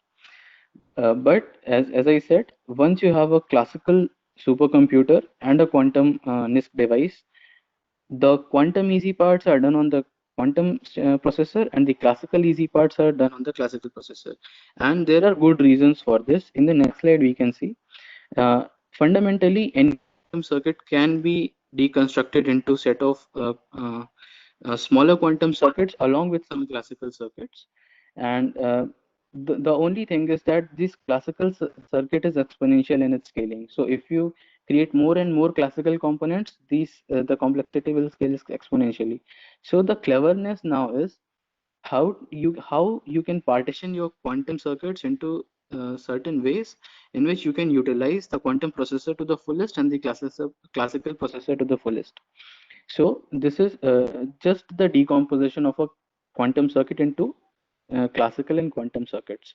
And certain partitioning heuristics need to be applied so that quantum processor takes in the part which is really difficult to simulate on a classical computer. And once you prepare these state vectors, then you measure these outcomes, and also you obtain the results from classical processor, and then these measurements are combined. So if we say it effectively, an n-qubit quantum computation can in principle take place with less than n qubits. Say if you have n minus k qubits, you can do that, but the remaining computation of k qubits will have an exponential overhead on a classical processor. So the key idea is to be clever in designing the algorithms. And see, this is the decomposition of circuits. But how we can use this is, suppose we want to find a problem in which these measurement outcomes tell us something about how the quantum state should be. So we can integrate it with a classical optimizer. And then what we can do is that we can run these variational algorithms. So the idea of variational algorithm is that you have a quantum algorithm which is parameterized by certain values, and depending on these values, the measurements you can make of the quantum state vectors is different. So the idea is to find that optimal set of parameters in which our objective is achieved. So if you come to the next section, this quantum approximate algorithms. So this is the currently what we are the state of the art research which is being developed is how we can create approximation algorithms which we can run on NISQ devices and have a practical advantage. So for example, these combinatorial optimization problems, which are intractable on the very large instances are intractable on classical computers. But what we can do, these combinatorial problems can be mapped down to an Ising Hamiltonian, and which is the mathematical equation which is represented here. And once we have embedded it to an Ising graph, then we can apply certain quantum approximation algorithms to it to obtain the solution, the near optimal solutions. There are certain problems of convergence, but again, this is the part of how cleverly you can design the algorithms. So one very central example is the quantum approximate optimization algorithm. And the representative problem which we use to demonstrate is the maximum cut problem. So in a maximum cut problem, say what happens, we have a graph, and then the objective is to partition that graph into different subsets. Let's take a simplest case of two subsets. So we need to find the in the graph which essentially maximizes the weights along which the cut is made. So this is the maximum cut problem, and this is intractable. The large instances are intractable in classical computers. But say, if you have a NISQ device, and this is in very early stages of research, but still, if you have a say if you have a 1000 qubit quantum computer, NISQ quantum device, then you can solve very large instances of max cut problems which are not possible on any classical supercomputer today.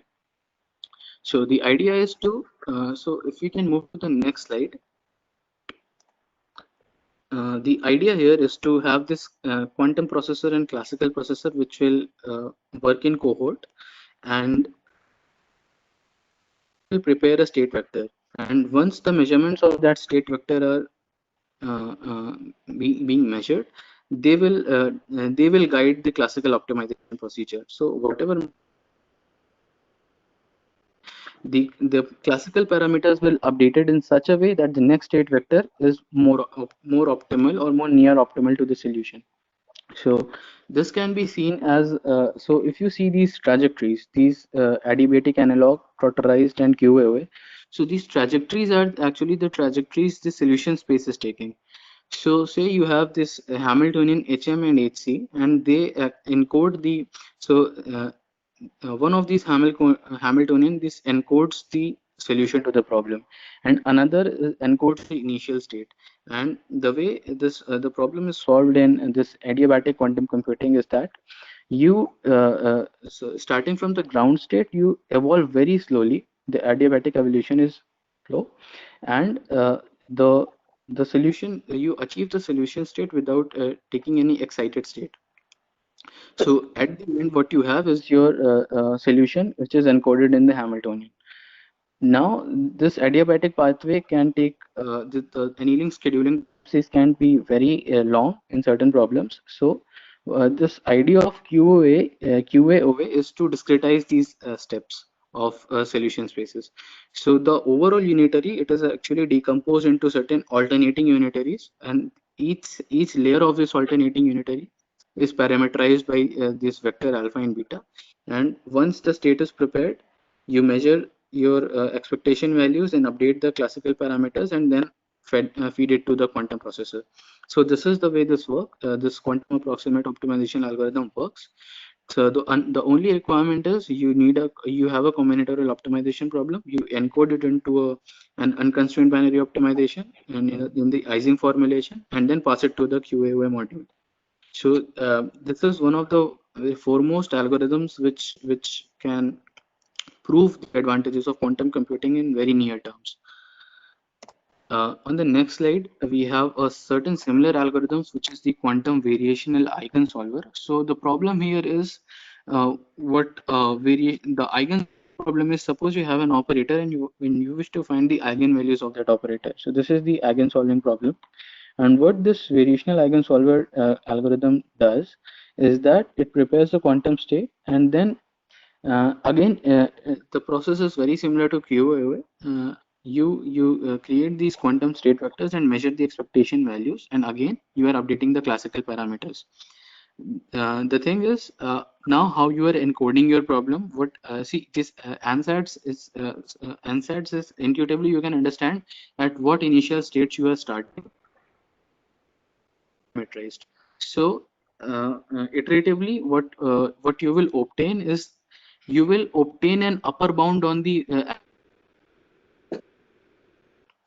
generate. I mean the eigenvalues which exist, you will get an upper bound on that. This is what the VQ algorithm does, and there are many different variations of VQ algorithms. For example, hardware VQE, and then the one variant of VQE is finds the state orthogonal to your ground state. So there are many variations, and where these are used is in the simulation of molecular systems.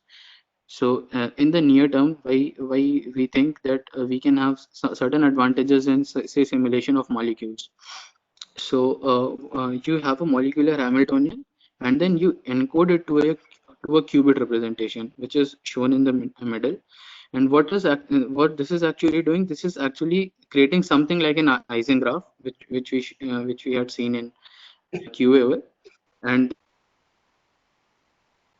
here is repeated, and the quantum state vectors are made, measured, and then classical parameters are updated. So these two are very representative key algorithms in variational paradigm, and these are where the tangible advantages in quantum computing will appear to be visible in say 1 or 2 years. We can skip the next slide, Nagendra. It's about just okay. to add to this, this is where our first product will be also. So our first product will be actually capable of doing this in next 1 year actually. Yeah.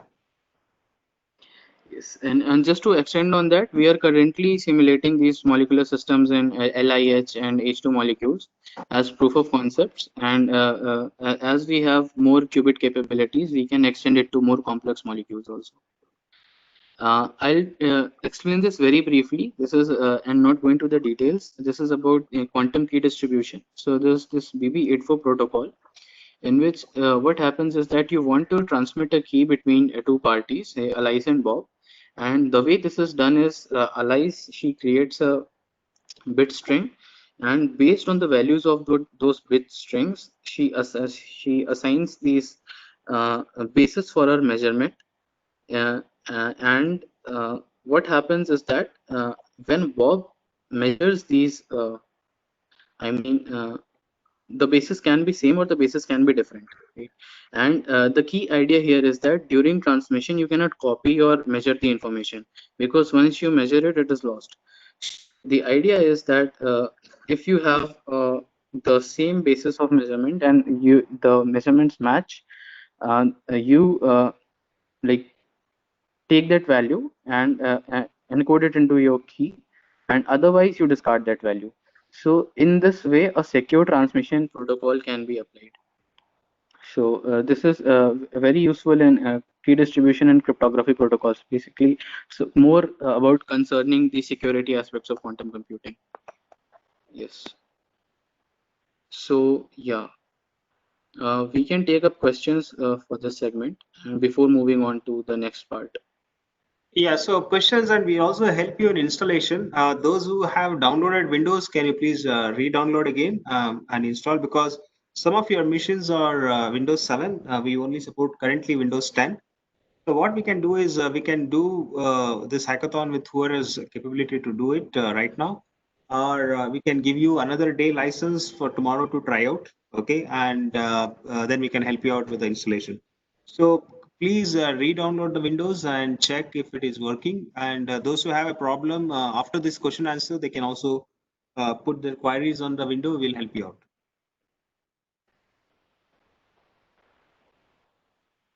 Yeah, we'll take the questions now. So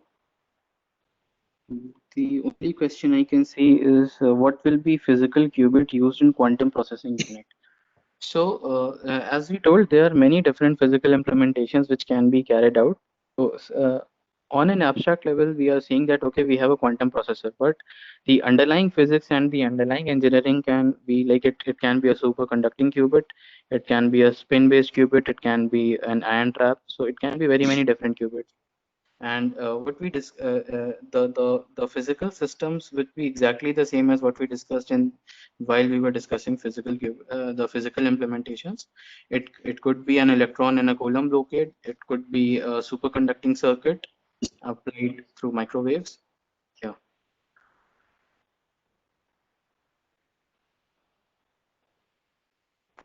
So any other?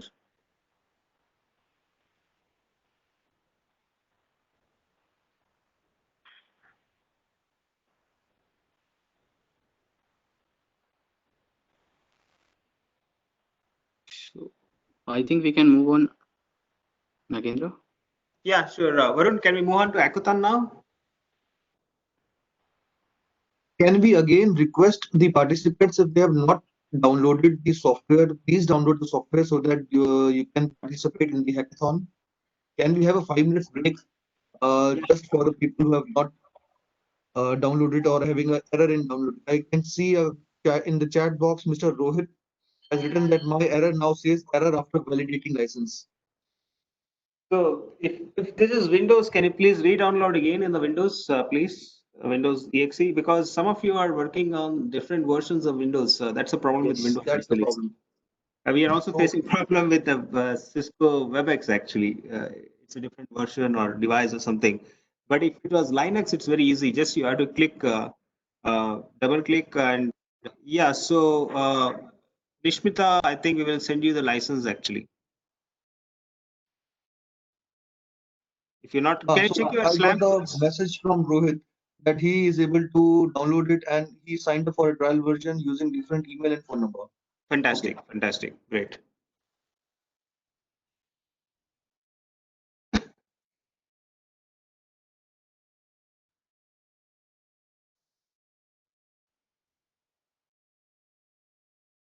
It's 2:22. Can we start the hackathon from 2:30? Yes, we can start. I think we'll try to answer these questions. Otherwise, we'll give them one more day to do this. We can help them offline to actually do this hackathon. If so whoever is getting error, I think we will send out separate installation, and we'll also help them doing this hackathon offline also.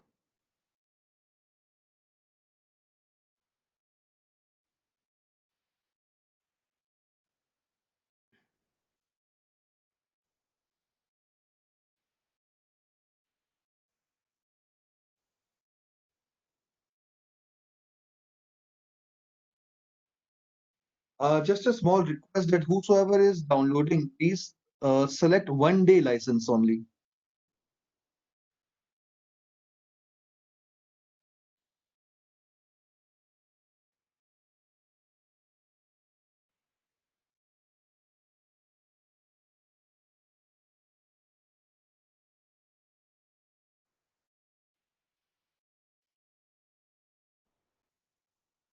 Can I have the presentation presenter access? Because Yeah, you can start presenting.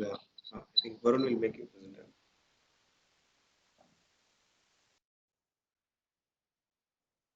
Anup, can you make him the presenter? Which one, sir? Ashwan sir. Hello.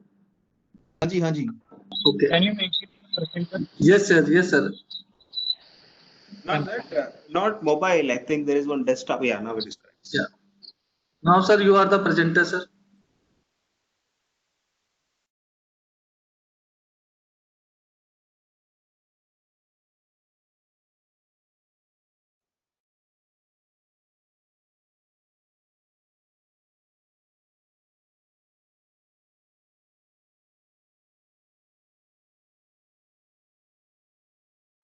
So those who are actually stuck with Windows, can you please re-download again the Windows binary and start working on this? If you get a license getting error key, please let us know.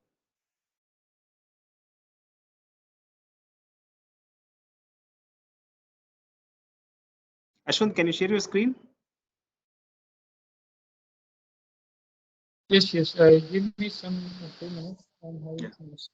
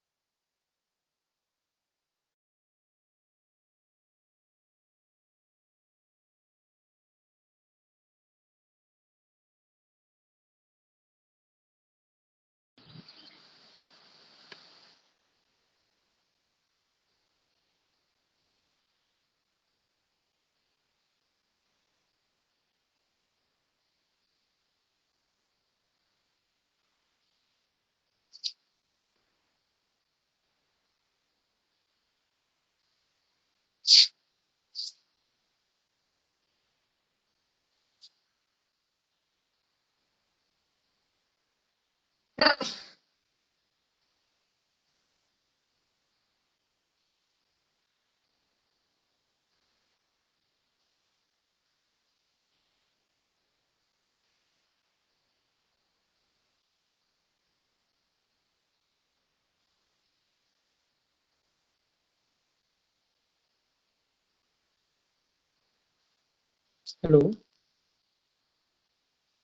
Hello. Hello. Aji, Yeah, can you make me the presenter again? I think I have lost access. no problem. Anu, can you make Ashwath the presenter again? The laptop version. You are the presenter now. Okay.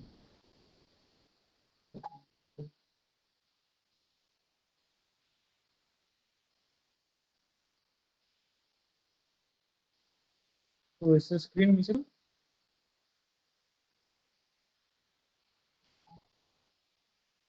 Yes, it says circuit generator. Yes, sure.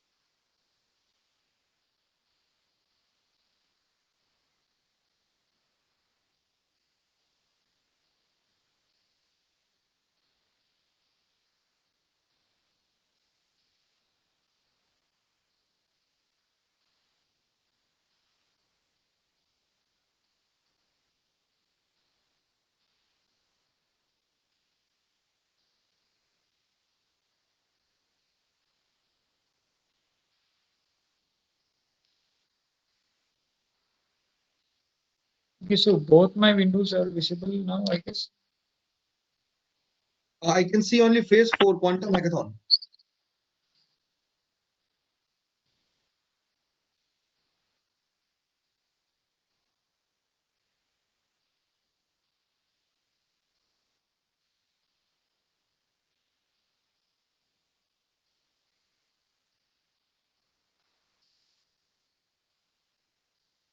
So I have shared both windows.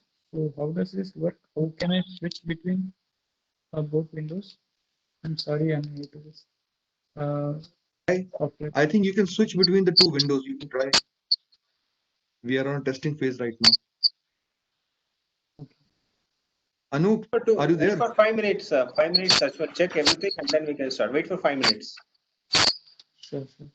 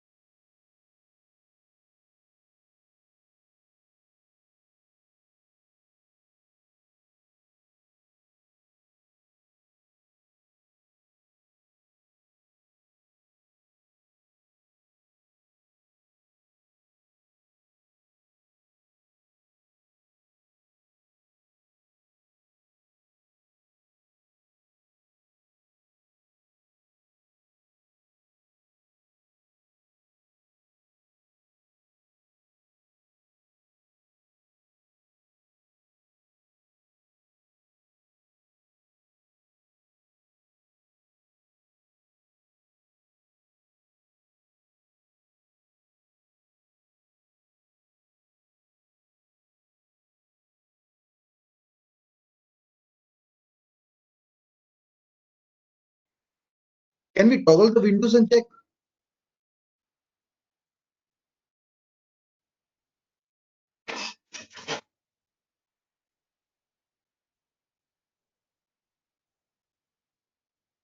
Yeah, Varun?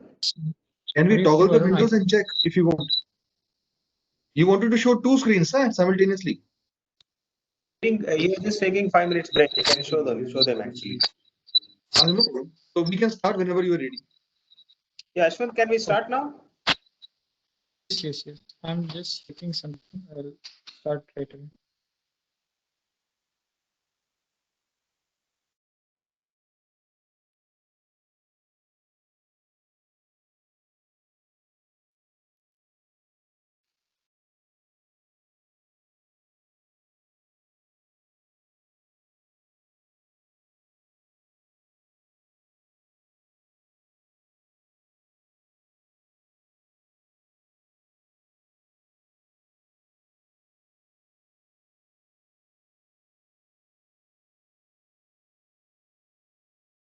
Ashwin, you can show how to start the software first.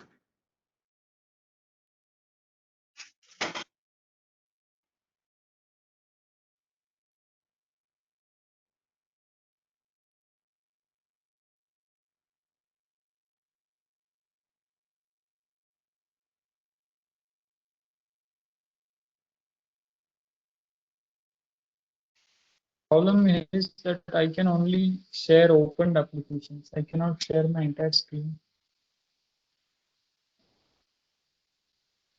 Hello.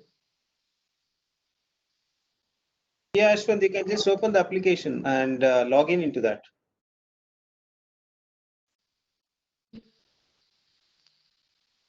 What is required to be done when you download download a Linux or Windows? What need to be done to start the application?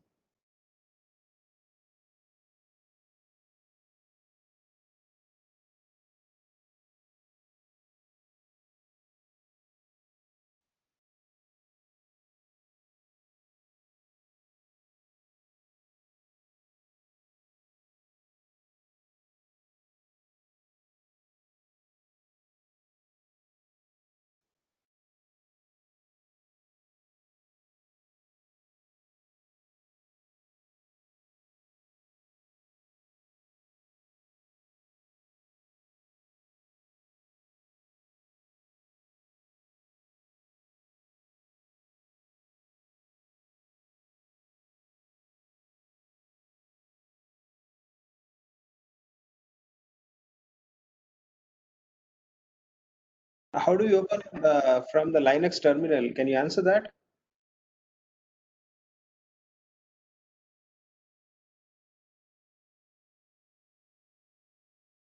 So you don't need to run it from the terminal. One can just double click it and run it. If it's not working, one can use a DP. package Yes. management command to run it also. Okay, and it forms the desktop icon, right, on Linux?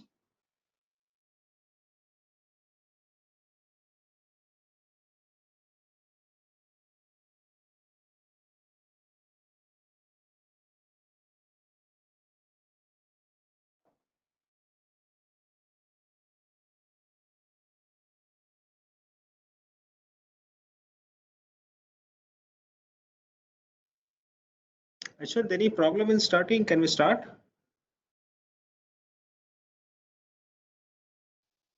Second, Nagendra, my license got. 1 second. 2 minutes, please. Sure, sure.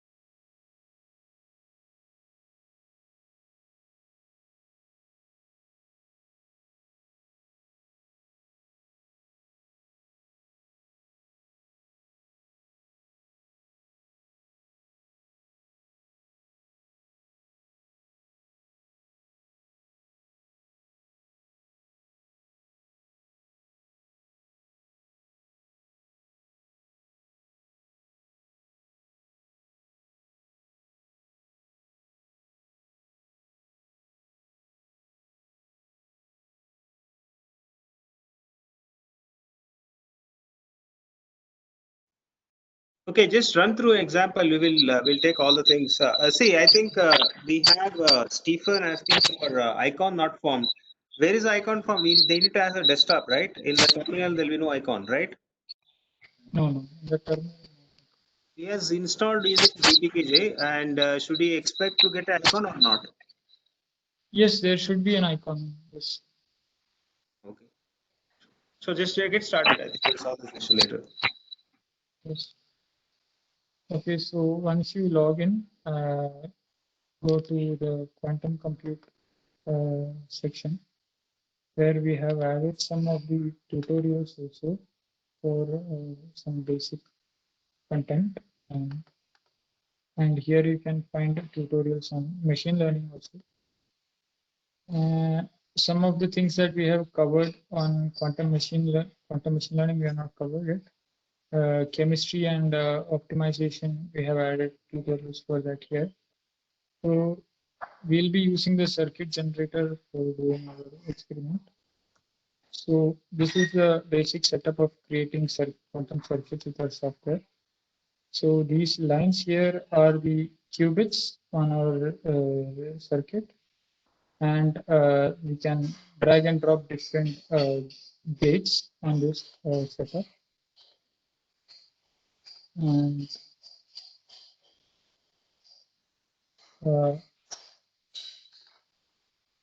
we can remove qubits. Let's start from the bare template. Let's add a bit flip gate to the first qubit, and let's run a circuit by going to the play button. So here we have some of these circuit visualizations that we can use to visualize what's happening with our circuit. So as we have covered in the talk, the primary way to think about quantum circuits intuitively is using that of block spheres, where here on the software we have 3 qubits now, since there are 3 block spheres, because there are 3 qubits, and each of the state of those qubits will be represented as these points.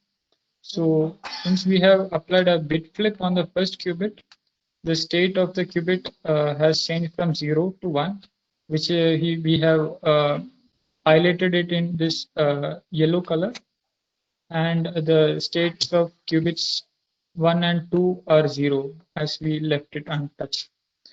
And here in the state vector visualization, this is the like the probability of the output state. So we are repeating our experiment 5,000 times, and we are finding that all the time the qubits are in the first qubit, 0th qubit in state 1, and the rest are in state 0. Now the other we can add or delete qubits with this GUI.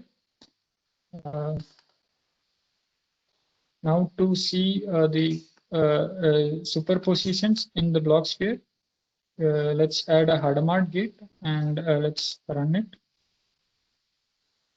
Now the state of the qubit we can see moved from being from 0 state to the plus state, which is the superposition state of 0 and 1, that is 0 plus 1.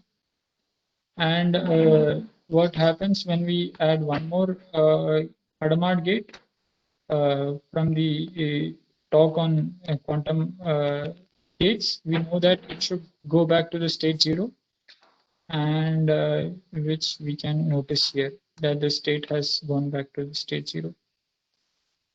And we can so now how to visualize entanglement, we can add a C0 gate here, and then run our circuit and visualize this on the tetrahedra. We can see that on the correlation tetrahedra, the state is in the middle of the tetrahedra, which means that the state is entangled. And these are the 4 different bell states that can occur. Also, now let's move on to how can we. Then another gate is the rotation gate, which here we can just edit the values of rotation around the x-axis of the block sphere by changing these parameters. So right now, we run the circuit, we can see that around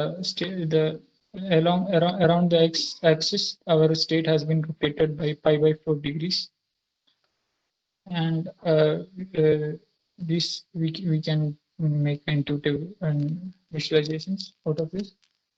Now, changing the control and target qubits of our C0 gate, we can edit the control qubit and the target qubit. and we can run it and see what's happening. So these are some of the things that we can do on our circuit generator. So the main idea of the hackathon is to use the circuit generator to create some simple circuits and see how things evolve on the block space.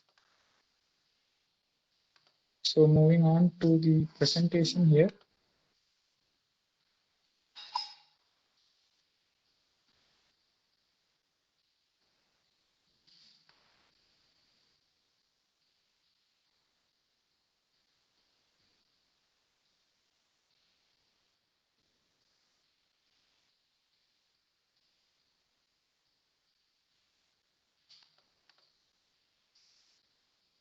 So can you see the presentation?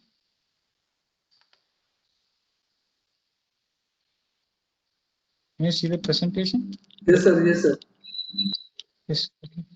So the idea, the first challenge of the hackathon is to create a quantum circuit that can create a uniform superposition of all the 3-bit states. Like here, the output of the state vector simulator should be like this, where each of the different bit strings should be having equal probability. Here we can see that there are some discrepancy in the probabilities of different states. This is because of measurement errors that happens on real physical devices. We are actually simulating the noise process that can happen on real hardware and giving this probabilities. So the main challenge is to create a quantum circuit that can come up with this superposition state.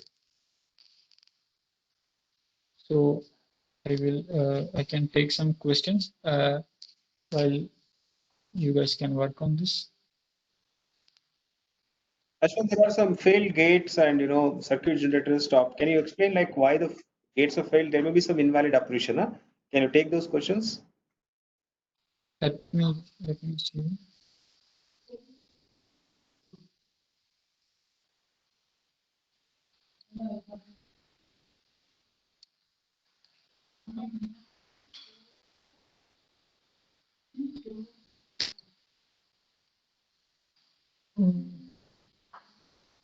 Where are these questions actually in the Q&A section? Chat. Questions are posted in the chat section. Okay. Sure.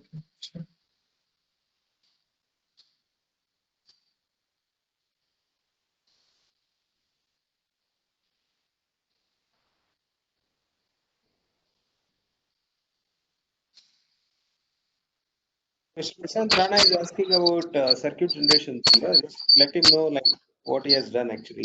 There may be some invalid. You see that the circuit generator will clash if you perform an invalid operation, right? So he's facing that problem.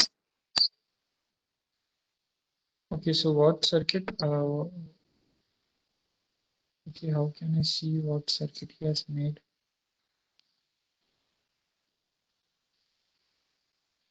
So this is the answer for the first question.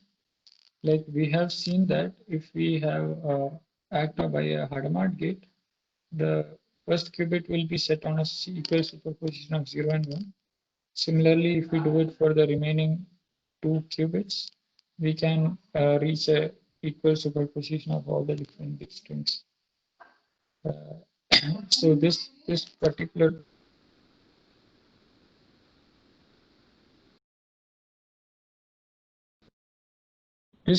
circuit can be easily generalized to n qubits, where this Hadamard gate can be applied on n qubits to get a equal superposition of n bit strings.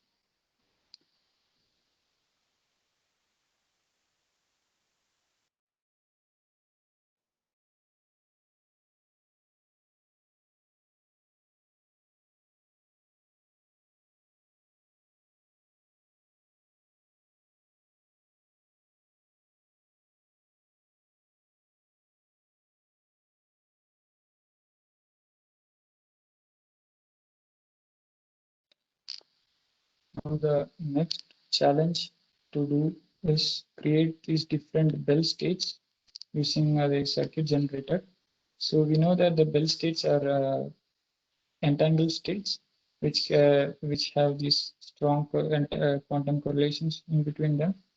So the challenge is to create a circuit that can create Ashwant, ask the participant if they have created the first circuit. How many of them created the first circuit? Okay. So how many of you have been able to successfully implement the first circuit? I can see this chat.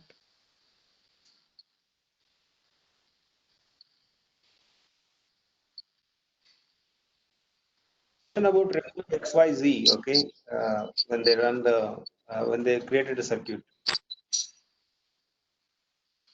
Okay.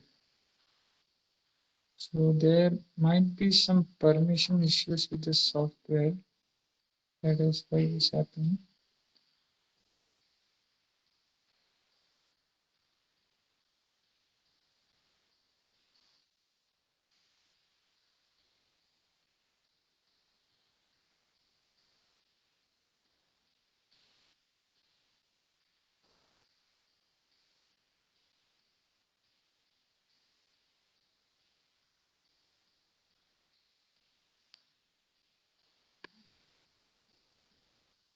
With the second circuit, Ashwant.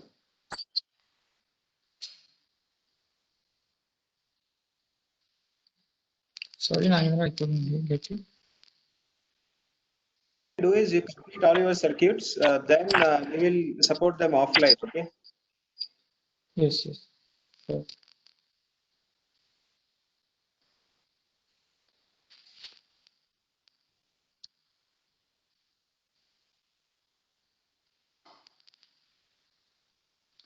So this, so the circuit for doing this L states, try to implement this on the circuit creator, and going forward.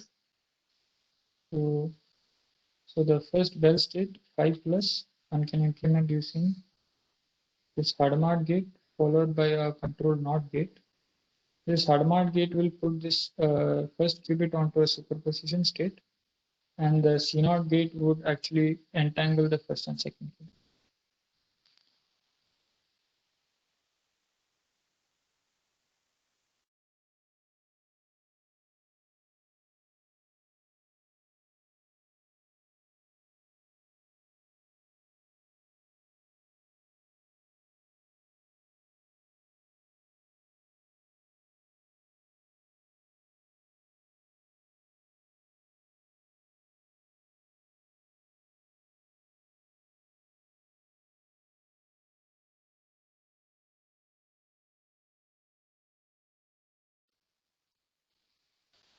So bell state is the simplest form of entangled state, but there are other forms of entangled states.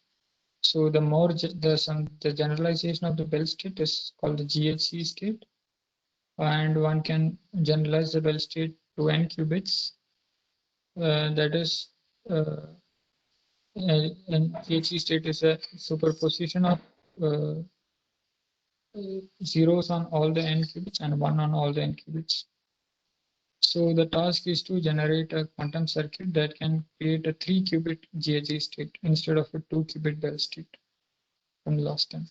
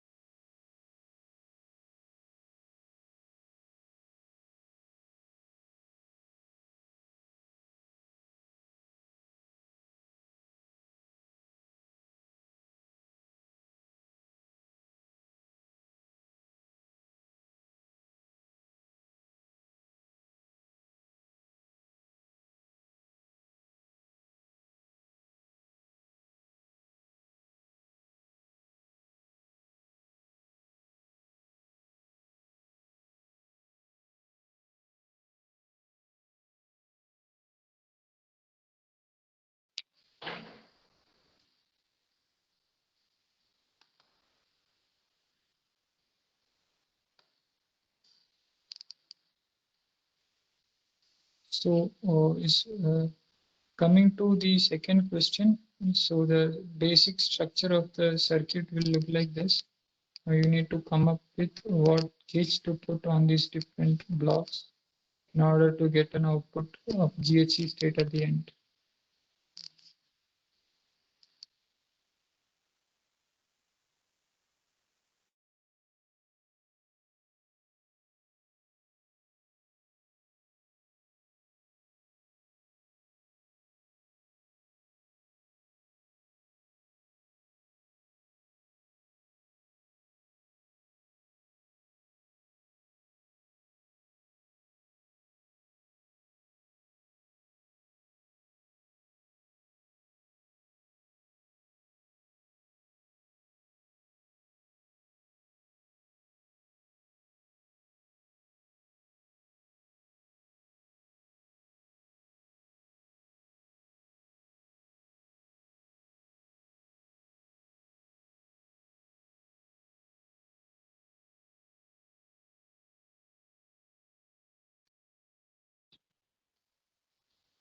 Now moving on to the answer of this task.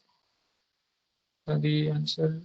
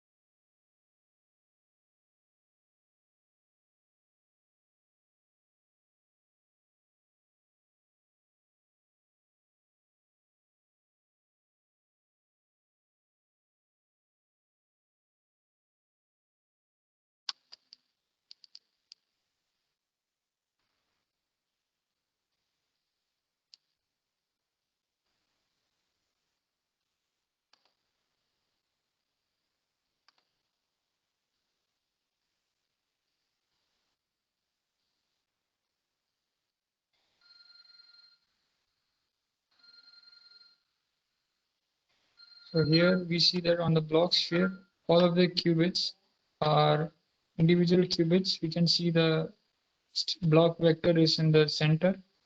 What this signifies is that all of the qubits are entangled. Because if you measure the qubit and one qubit on a set of entangled qubits, then what you would find is that your output would be random.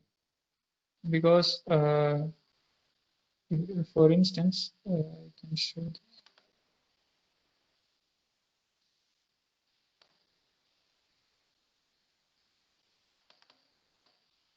Yeah. So it corresponds to a maximally mixed state that is at the center of the clock sphere.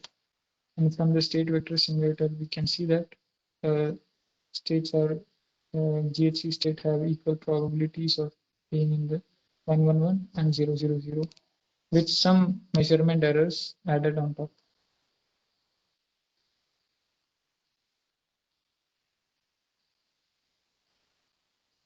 So there is an added bonus question, which is how to create this W state. This circuit is not as easy as it looks, but this is an added question that one can try to solve using this explorer. Now coming on to the third question, that is circuit reductions. So in given a quantum circuit, in general, it is possible that there is a smaller quantum circuit that can do the same unitary operation that this circuit represents. So this is the process of quantum compiler. So a quantum compiler what tries to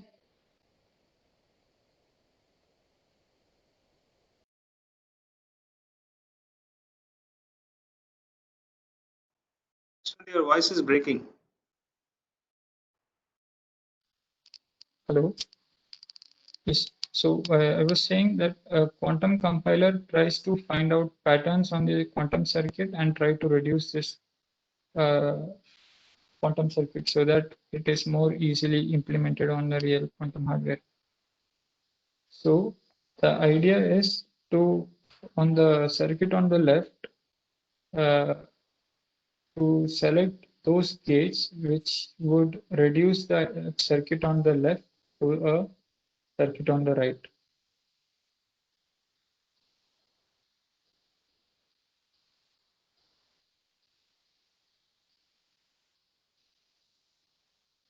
It's not required, Ravi.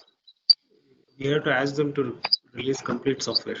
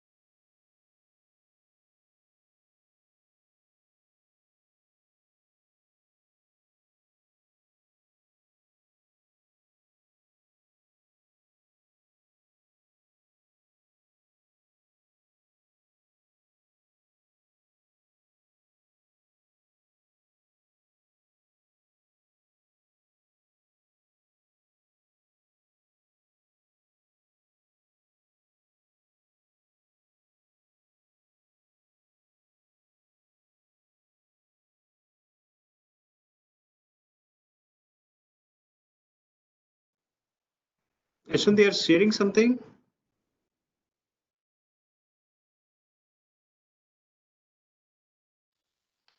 Okay, I'm sharing the slide.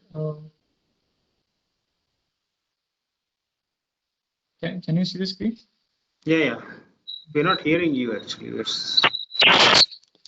Okay. So the next challenge is to think like a quantum compiler and try to come up with simple circuits that can implement the circuit on the left. So we have the option to use the circuits given on the options here. That is the X gate, Y gate, Z gate, this space gate, Hadamard gate, and the T gate. We have to choose what gates to act here, and then that will reduce it to a CNOT gate on the left, right. Similarly, on the lower right left circuit, how can we, when it gets reduced, what will be the gate that it will be reduced to? So this is the question, fourth question. One can use the circuit simulator to do the simulations and compare the result.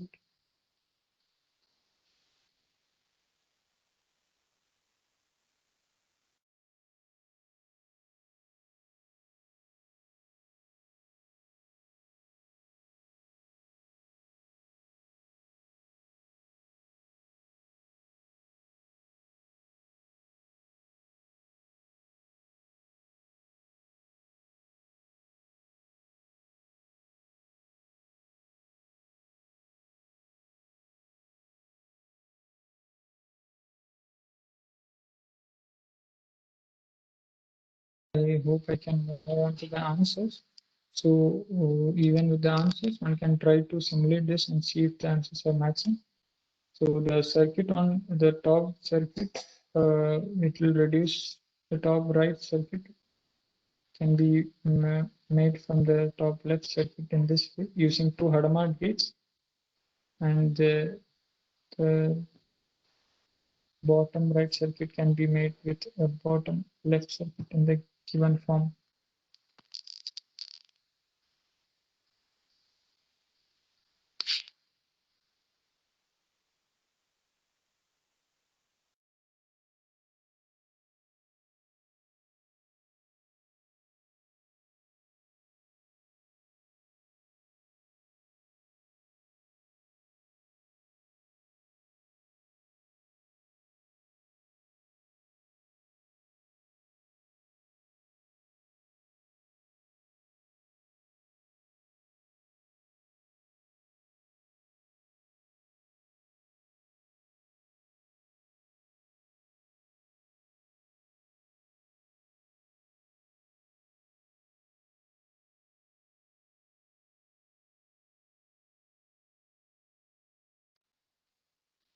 So the last challenge is to match the circuit on the left to the circuit on the right. So the circuit A will match to one of circuit X and Y, and similarly B will match to one of the circuits X and Y.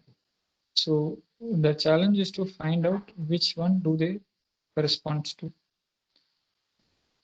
Which of the circuits are equivalent.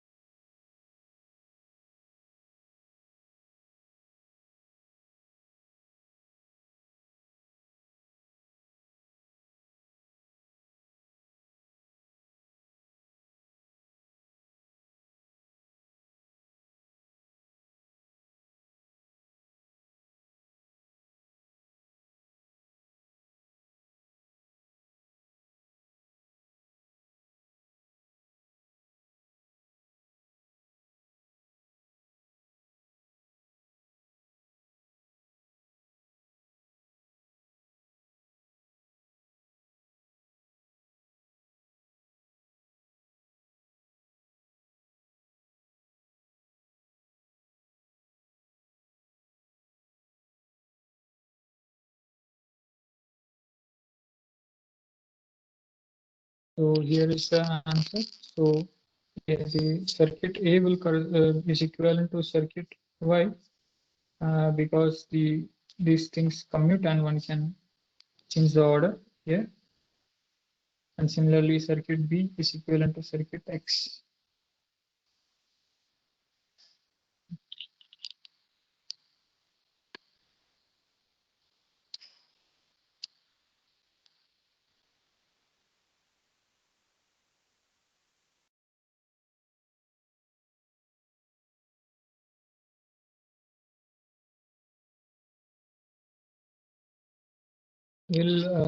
So that we are done. Before going to next section, Ashwant, I want to ensure that anybody tried to do this, you were able to design the circuit, or somebody has done this?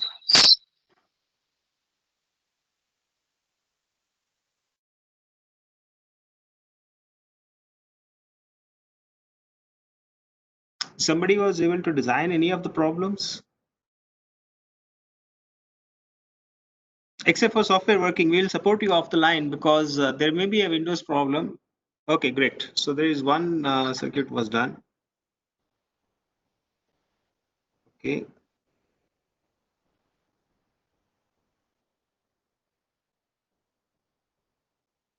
So yeah, so at least one circuit is done. So what we will do is for all the designs we have, we'll give you 3 days license after this for everyone who has actually subscribed for the license.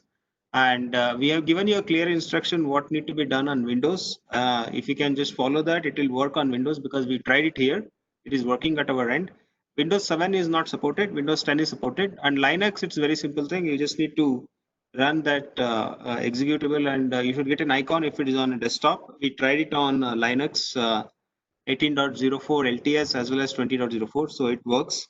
Okay, so what we will do is we will resend the licenses, and for your login and password, whoever not got the login and password, we'll send it offline. You can try for next 3-4 days, and you can just report back if you are able to create this. Okay.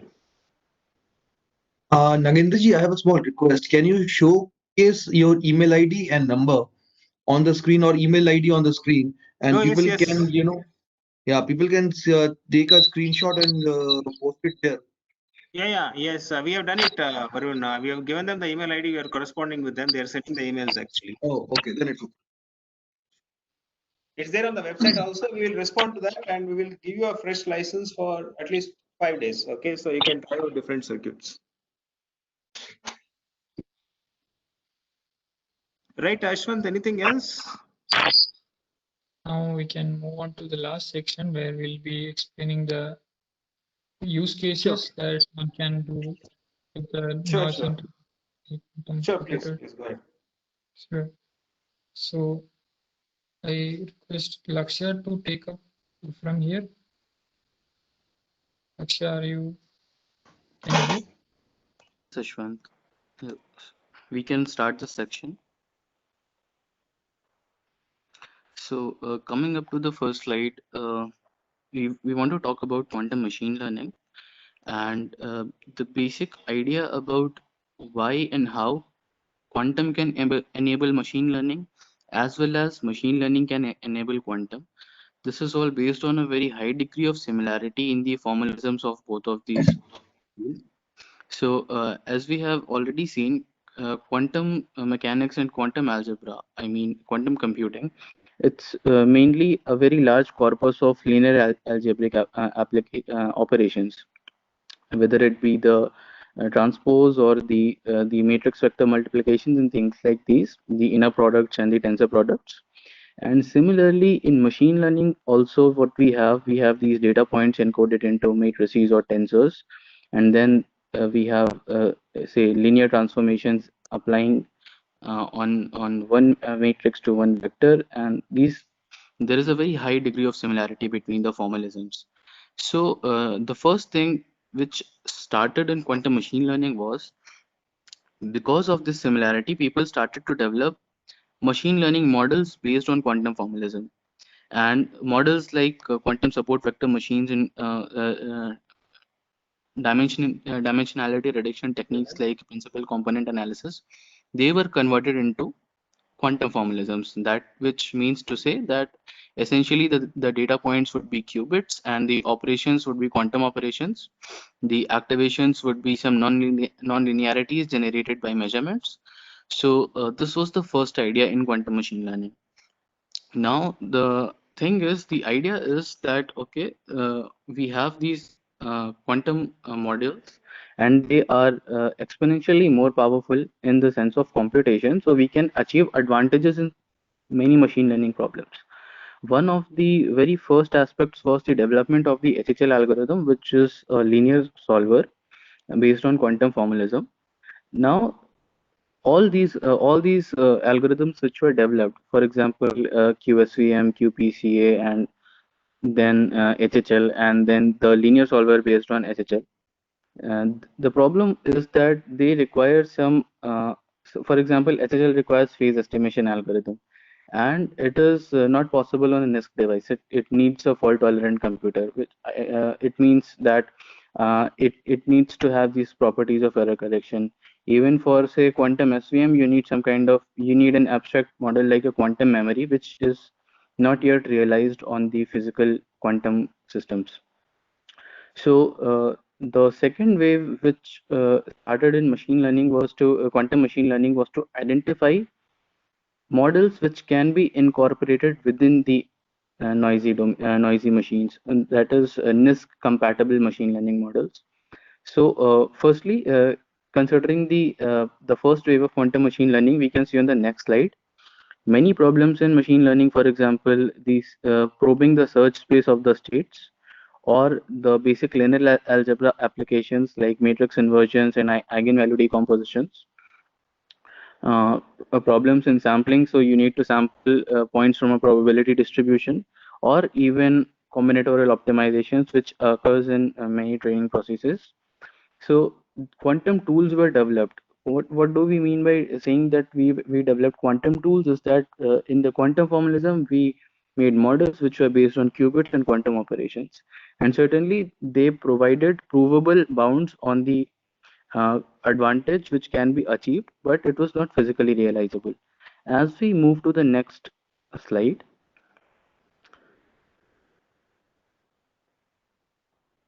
on the next slide, we see something which is a parameterized quantum circuit below. So as you can see, this is a quantum circuit in which the unitaries are based on certain parameters. For example, the first unitary is based dependent on a parameter vector phi1, and similarly for all the other unitaries. Now, if you can see, these parameterized quantum circuits in their structure are remarkably similar to feed-forward neural networks, right? Because say in a feed-forward neural network, you subject the network to input patterns, and then there's a learning mechanism which updates the weights of this computation graph. And this learning mechanism is essentially the feed-forward network along with the errors which are backpropagated. Now, suppose if you have a parameterized quantum circuit and then you're applying these unitary operations to these qubits, this is very similar to a feed-forward operation.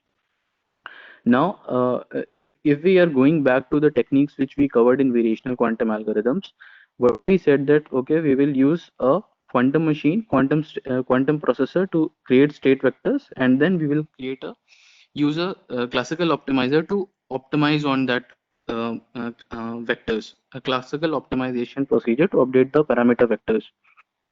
So the idea is very similar, and this is highly likely to be realizable in the near term. So currently, many different models of quantum neural networks have been developed. Even simple neural networks, then they have been applied to classification problems. Then convolutional quantum neural networks have been developed, in which, so what you have in a standard convolutional neural network, we have a change in architecture and the way the tensors are operated. So similarly, once we expand the dimensionality of these quantum systems, we can have quantum convolutional neural networks as well. On the right, you can see there's a separation about quantum and classical. So what this essentially means, uh, you have a data processing unit, which is a device in which you can train the model, or you essentially you can perform computations. So a classical device will be a classical computer, and a quantum device will be the NISQ devices which we are referring to. And also, we can have some classical data as well as quantum data. What does classical data means is that all the bit vectors which we can access. Okay, so suppose you have a data set and it is stored on a classical device, that is a classical data. And this classical data, it follows the classical logic, which is to say that it will be encoded in a bit sequence, and the binary logic will apply to it. Whenever we want to encode this classical data into our quantum algorithms, there is a high cost in the encoding scheme. So it's not that straightforward. Firstly, you have to encode that classical data into your quantum model, and after encoding that classical data into the quantum model, we can apply quantum algorithms to it. On the other hand, if we have data which is intrinsically quantum mechanical, for example, quantum wave functions, in the simplest sense, we can say if we have qubits in the form of data, then these qubits can be directly applied to quantum machine learning models, and then it can be used for many different kinds of applications. We have a huge advantage here because, as we said that in the starting, that there is a two-way coupling between how AI and quantum work. So suppose you are designing a physical experiment. Say you wish to control a quantum system. Now, the problem of controlling a quantum system is very difficult because you have to take measurements, and then you have to have highly intensive computations and then realize what decisions to make in controlling your quantum systems. On the other hand, we know that applying control theory to our standard neural networks, we have these reinforcement learning models which are, in a way, if we can provide them relevant data, they can highly be trained to achieve those policies which can maximize their expected rewards. So what we can do is that we can apply these reinforcement learning procedures into the problem of quantum control. In this way, we are using classical AI to enhance our quantum control procedure. Now, if we have a quantum reinforcement learning model, these data from quantum experiments can be directly transferred into the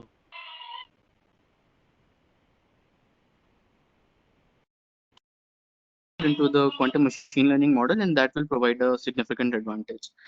Other way around is that is what we have seen in the first wave of quantum machine learning, is that quantum computing will help accelerate AI procedures or machine learning procedures. So that is the two-way coupling. And this is all about how quantum and AI intersect. In the next slide,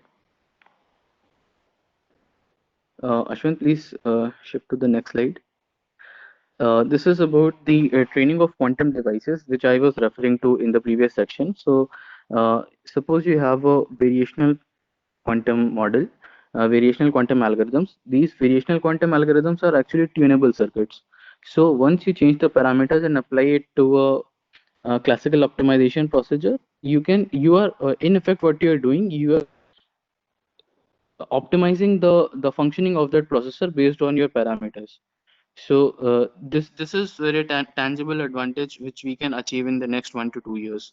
This wave of quantum machine learning and variational models, and the structure is very similar to what we studied in VQE and QoA.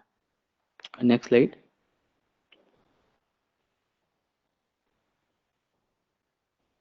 So this was about quantum machine learning. Coming up to quantum optimization, what we have. So as discussed earlier, large instances of combinatorial optimization problems are intractable on classical supercomputers.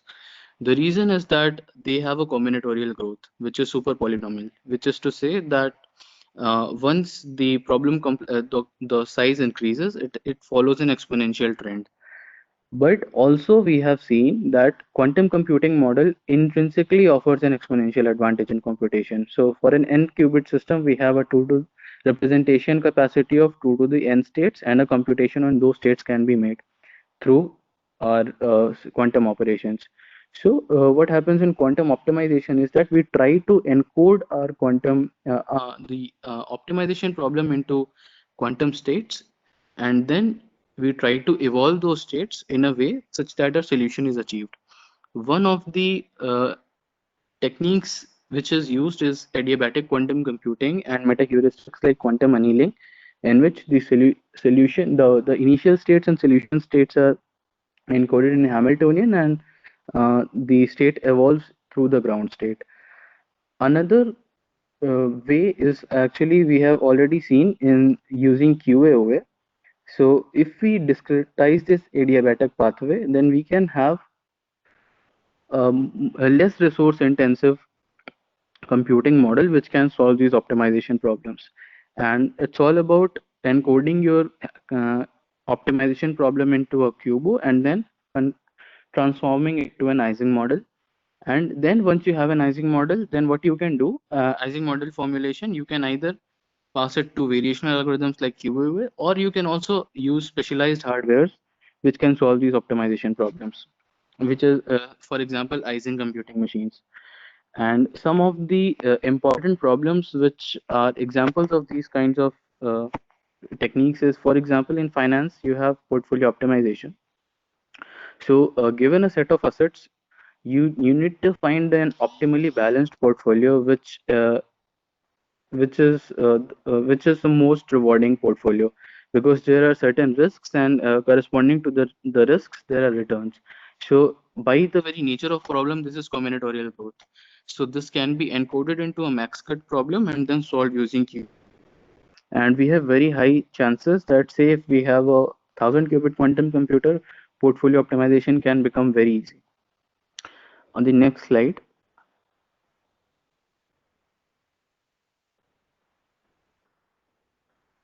Yes, so this section is about quantum inspired algorithms. So what are quantum inspired algorithms are? We are trying to solve algorithmic problems within the classical computational model, but we have deep insights from ideas of physics, of quantum mechanics. One very prominent example is the dequantization algorithm, I mean the dequantization procedure. So several quantum algorithms for linear algebra and machine learning problems were invented, or I should say discovered, which had a provable advantage over the best performing classical algorithms available. And that was an exponential advantage. But through research, classical algorithms were found, newer classical algorithms were found, which in a sense, they provided better bounds than the quantum algorithms, and they were completely classical in their computability model. So this is one very important aspect of research, as well as understanding that within the framework of quantum mechanics can actually help us identify certain solutions which are classical in nature and provide better bounds as well. Another example is, for example, this annealing problems, in which you can have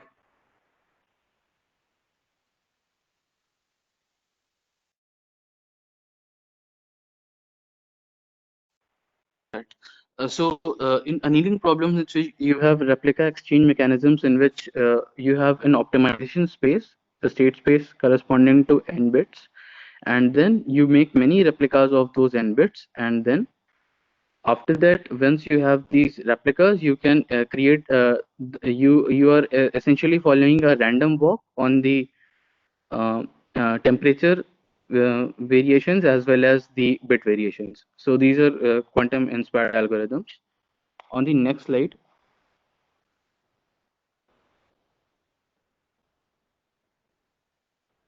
Ashwin, please take us to the next slide.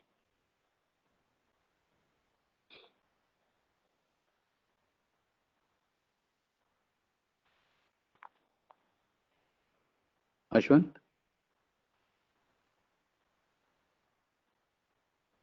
Yes, so these are the applications in logistics. You can skip to the logistics slide. So in logistics, what we have, we can identify certain problems in optimization as well as in machine learning, and as well as in scenario and material simulation.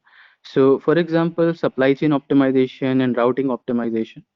These can be very well modeled into the Ising framework, and then these can be given to say a quantum annealer or a variation algorithm like QAOA, or even to a digital Ising machine. So for example, this problem of route optimization, this is combinatorial in nature, but given the specifications of the problem, we can construct a quadratic and constraint binary optimization representation, and then it can be applied to the quantum framework very well. In quantum machine learning, we have freight forecasting. So given enough data about the distribution of how the freight is being managed, we can have relevant models which can predict the freight. And for example, in fluid dynamic simulation and structural design simulation, the problem with all these simulations is that they're very high dimensional. And exploiting the fact that quantum systems are higher dimensional, we can create simulation experiments in which we can achieve quantum computational advantage, either provable bounds or practical advantages. In the next slide, we have certain problems in chemistry and pharmaceuticals. So firstly, if we see through this drug similarity search, so the drug similarity search can be again be modeled into a combinatorial optimization problem in which you have different graph states, and every graph state is parameterized by the structure which is existing. And what we try to do is to analyze how similar these two graphs are. And this is a very suitable problem for quantum mechanical models as well as quantum inspired models. Coming into the drug simulation and drug discovery. So since we can simulate quantum systems, at the scale at which they show quantum effects, then it is the standard process of drug discovery is to synthesize a drug and then test it against multiple reagents, and that is a very labor intensive as well as very expensive process. Now if you can simulate the entire dynamics of those reactions on a quantum computer, then it becomes highly advantageous to have test out multiple forms or multiple formulae or multiple structures, and that can be very helpful even in catalysis. What happens is that these reaction profiles are highly dependent on what catalysts are being used, and quantum simulations can very efficiently, given suit enough resources, can simulate the reaction dynamics. Even there we have an advantage. And what in the protein folding problem, what the problem essentially is that given a linear sequence of the protein elements, we need to form a predict a three-dimensional structure of the protein. This is again also a very hard problem. It can either be modeled as an optimization problem or also as modeled as a scenario simulation problem. And both ways, quantum computing models have effective solutions for these. On the next slide.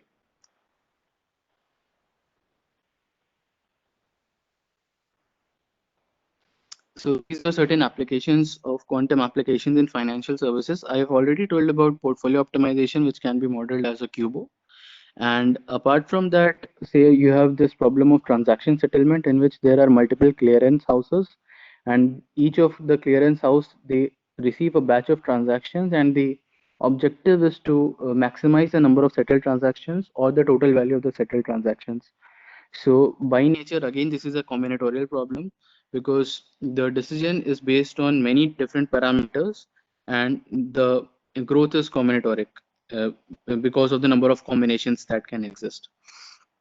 After that, we have these quantum in the security and cryptography regime. We have quantum random number generators. So classically, the random numbers we generate are heavily based on biased on the entropy pool from which the numbers are generated. But quantum random number generators are true random number generators because quantum mechanics inherently is probabilistic, and then the distributions we obtain, we can have true random number generators, which can be very useful in the security encryption mechanisms, as well as they can supply enough entropy to our local computing systems. Coming on to market simulation and asset pricing and all these ideas, which are very high dimensional simulations. Again, suppose you want to have a market simulation in which there are many number of parameters which are varying in real time, and it's very difficult classically to simulate such a process. So in quantum computing, what we can encode this whole data parameters into our quantum model, and then have achieve this computational advantage. Yes.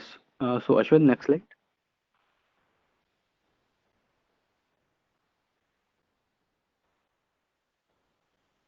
So I would request Nagendra to tell more about what we are doing on the hardware front. Yeah, so basically our hardware is based on quantum CMOS quantum dots, and what we are doing is we have we are trying to implement this quantum dot with very high fidelity and decodance time using CMOS technology. The advantage of CMOS technology is like this is a time tested technology. I think all the chips today semiconductor is actually based on the CMOS technology, and the process is very well established, and it can be scalable. The problem is we have to make it work at around 4K instead of 10 milli or 20 millikelvin, and that would actually reduce the cost of entire quantum system, because once we start working at 4K temperature, what happens is the entire the cost of electronics and the cooling system will come down drastically. For example, currently what happens with 20 millikelvin is it has to be like 10 by 10 room, and it has to be managed well. But if we can take it to 4K, the quantum dots, the entire system can be implemented as small as coffee machine. Okay, so it's very easy and scalable. So this is a research we are doing, and our roadmap is like we'll come up with this chip next year, and it will be with some of our customers. And we will also have a control circuitry and a classical circuit to work on this. So next slide, Ashwin. Yeah, so this is a architecture. What we have today is Trion, which is a digital annuler, and this actually is compatible with the quantum processor and the control chip we are coming. Control chip is a very big IP because that's where a lot of intelligence is, and we are going to apply AI there. And we have quantum dots, which is mainly a physics breakthrough. Like we will be working on a device physics to have a breakthrough there. And then we have a software stack where we have complete compiler and classical and quantum compilers, and then this control pulses that has to be sent to through the control circuit to the quantum dots. So this entire setup will be demoed by end of next year, where small experiments on this device can be done. And our scalability and commercialization is like increasing the number of highly reliable quantum dots on the last circuit here. Here is where we want to, quantum processor is where we want to pack more and more quantum dots. Aim is to have 128 by 2024, and next year we have few quantum dots and entire setup is ready. And this is something we want to test it on some of the real world applications like logistics and finance. Yeah, so next slide, please.